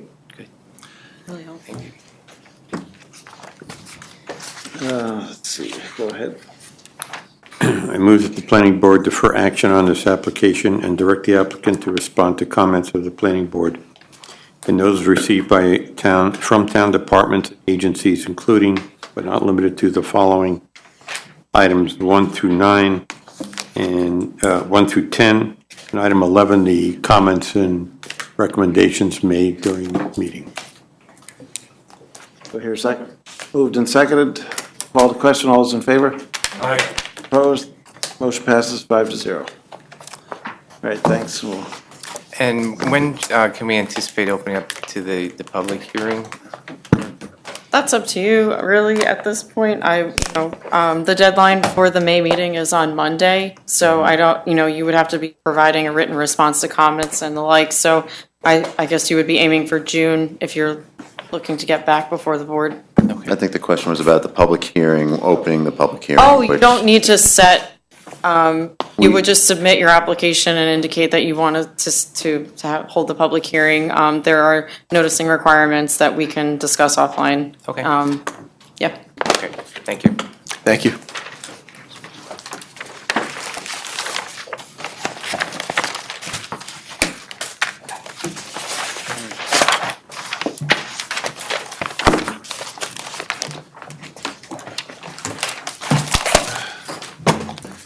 Last on the agenda, Beacon Residential, 297 Violet Avenue. It's the reapproval for a previously approved site plan to construct a new two-story residence of 4 units at 297 Violet Avenue, zoned RM Residence Multifamily. It's an unlisted action, Beacon Residential LLC owners. Eric, you have any comments at the time? It's just back before the board. Yeah. The previous application expired. The applicant has submitted an application for reapproval. And the only changes are a couple of very minor tweaks to address previous conditions of approval. There were 2 little things, I don't recall exactly what they were technical. Otherwise, it's the same plan. Therefore, staff are recommending that the planning board reaffirm its previous, go through a couple of resolutions to reaffirm its role as lead agency, to waive the site plan hearing, and to reaffirm the secret negative declaration it adopted previously, and to grant the conditional site plan reapproval. Great. Thanks. Yep, some of the new members were not on the board at the time, I don't think, but Yeah, the only. straightforward project. It's pretty straightforward. The only hitch is really the applicant's burden in that the variances previously granted expired in disjointed timeframes. And when they came back to reapprove some of them, they reapproved some but not the others, so they still have to reapprove some of those with the zoning board. And so those are express conditions of approval. Does anyone have any comments on this application? Seeing it's just for reapproval. All right, let's go ahead with motions then. I move that the planning board determine that it retains its role as a secret lead agency for the environmental review of this project as an unlisted action in the absence of any prior objection by any involved agency. Moved and seconded, call the question, all those in favor? Aye. Opposed? Motion passes 4-0. I move that the planning board waive the site plan public hearing for this project in accordance with Town Code 210-151D on the basis that the site plan as presented is unchanged from the site plan approved by the board on December 17th, 2015 and reapproved September 14th, 2017, and that the board's review of the project indicate the current site and neighborhood conditions remain unchanged. Second. Moved and seconded to waive public hearing. Call the question, all those in favor? Aye. Opposed? Motion passes 5-0. I move that the planning board reaffirm the secret negative declaration previously adopted by the board on June 2nd, 2015 and reaffirmed on September 14th, 2017 on the basis that the proposed site plan application and current environmental conditions remain substantially the same and not significantly different from those considered on June 2nd, 2015 and September 14th, 2017. Second. Moved and seconded to reaffirm secret neg deck. Call the question, all those in favor? Aye. Opposed? Passes 5-0. I move that the planning board grant conditional site plan approval for the Beacon Residential LLC multifamily site plan and subject to the following. Responses to the following, said responses to be reviewed by the planning board as to adequacy and completeness. Items 1 through 5, 5A through E. Second. Moved and seconded to grant conditional. Called to question. All those in favor? Aye. Opposed? Passes 5-0.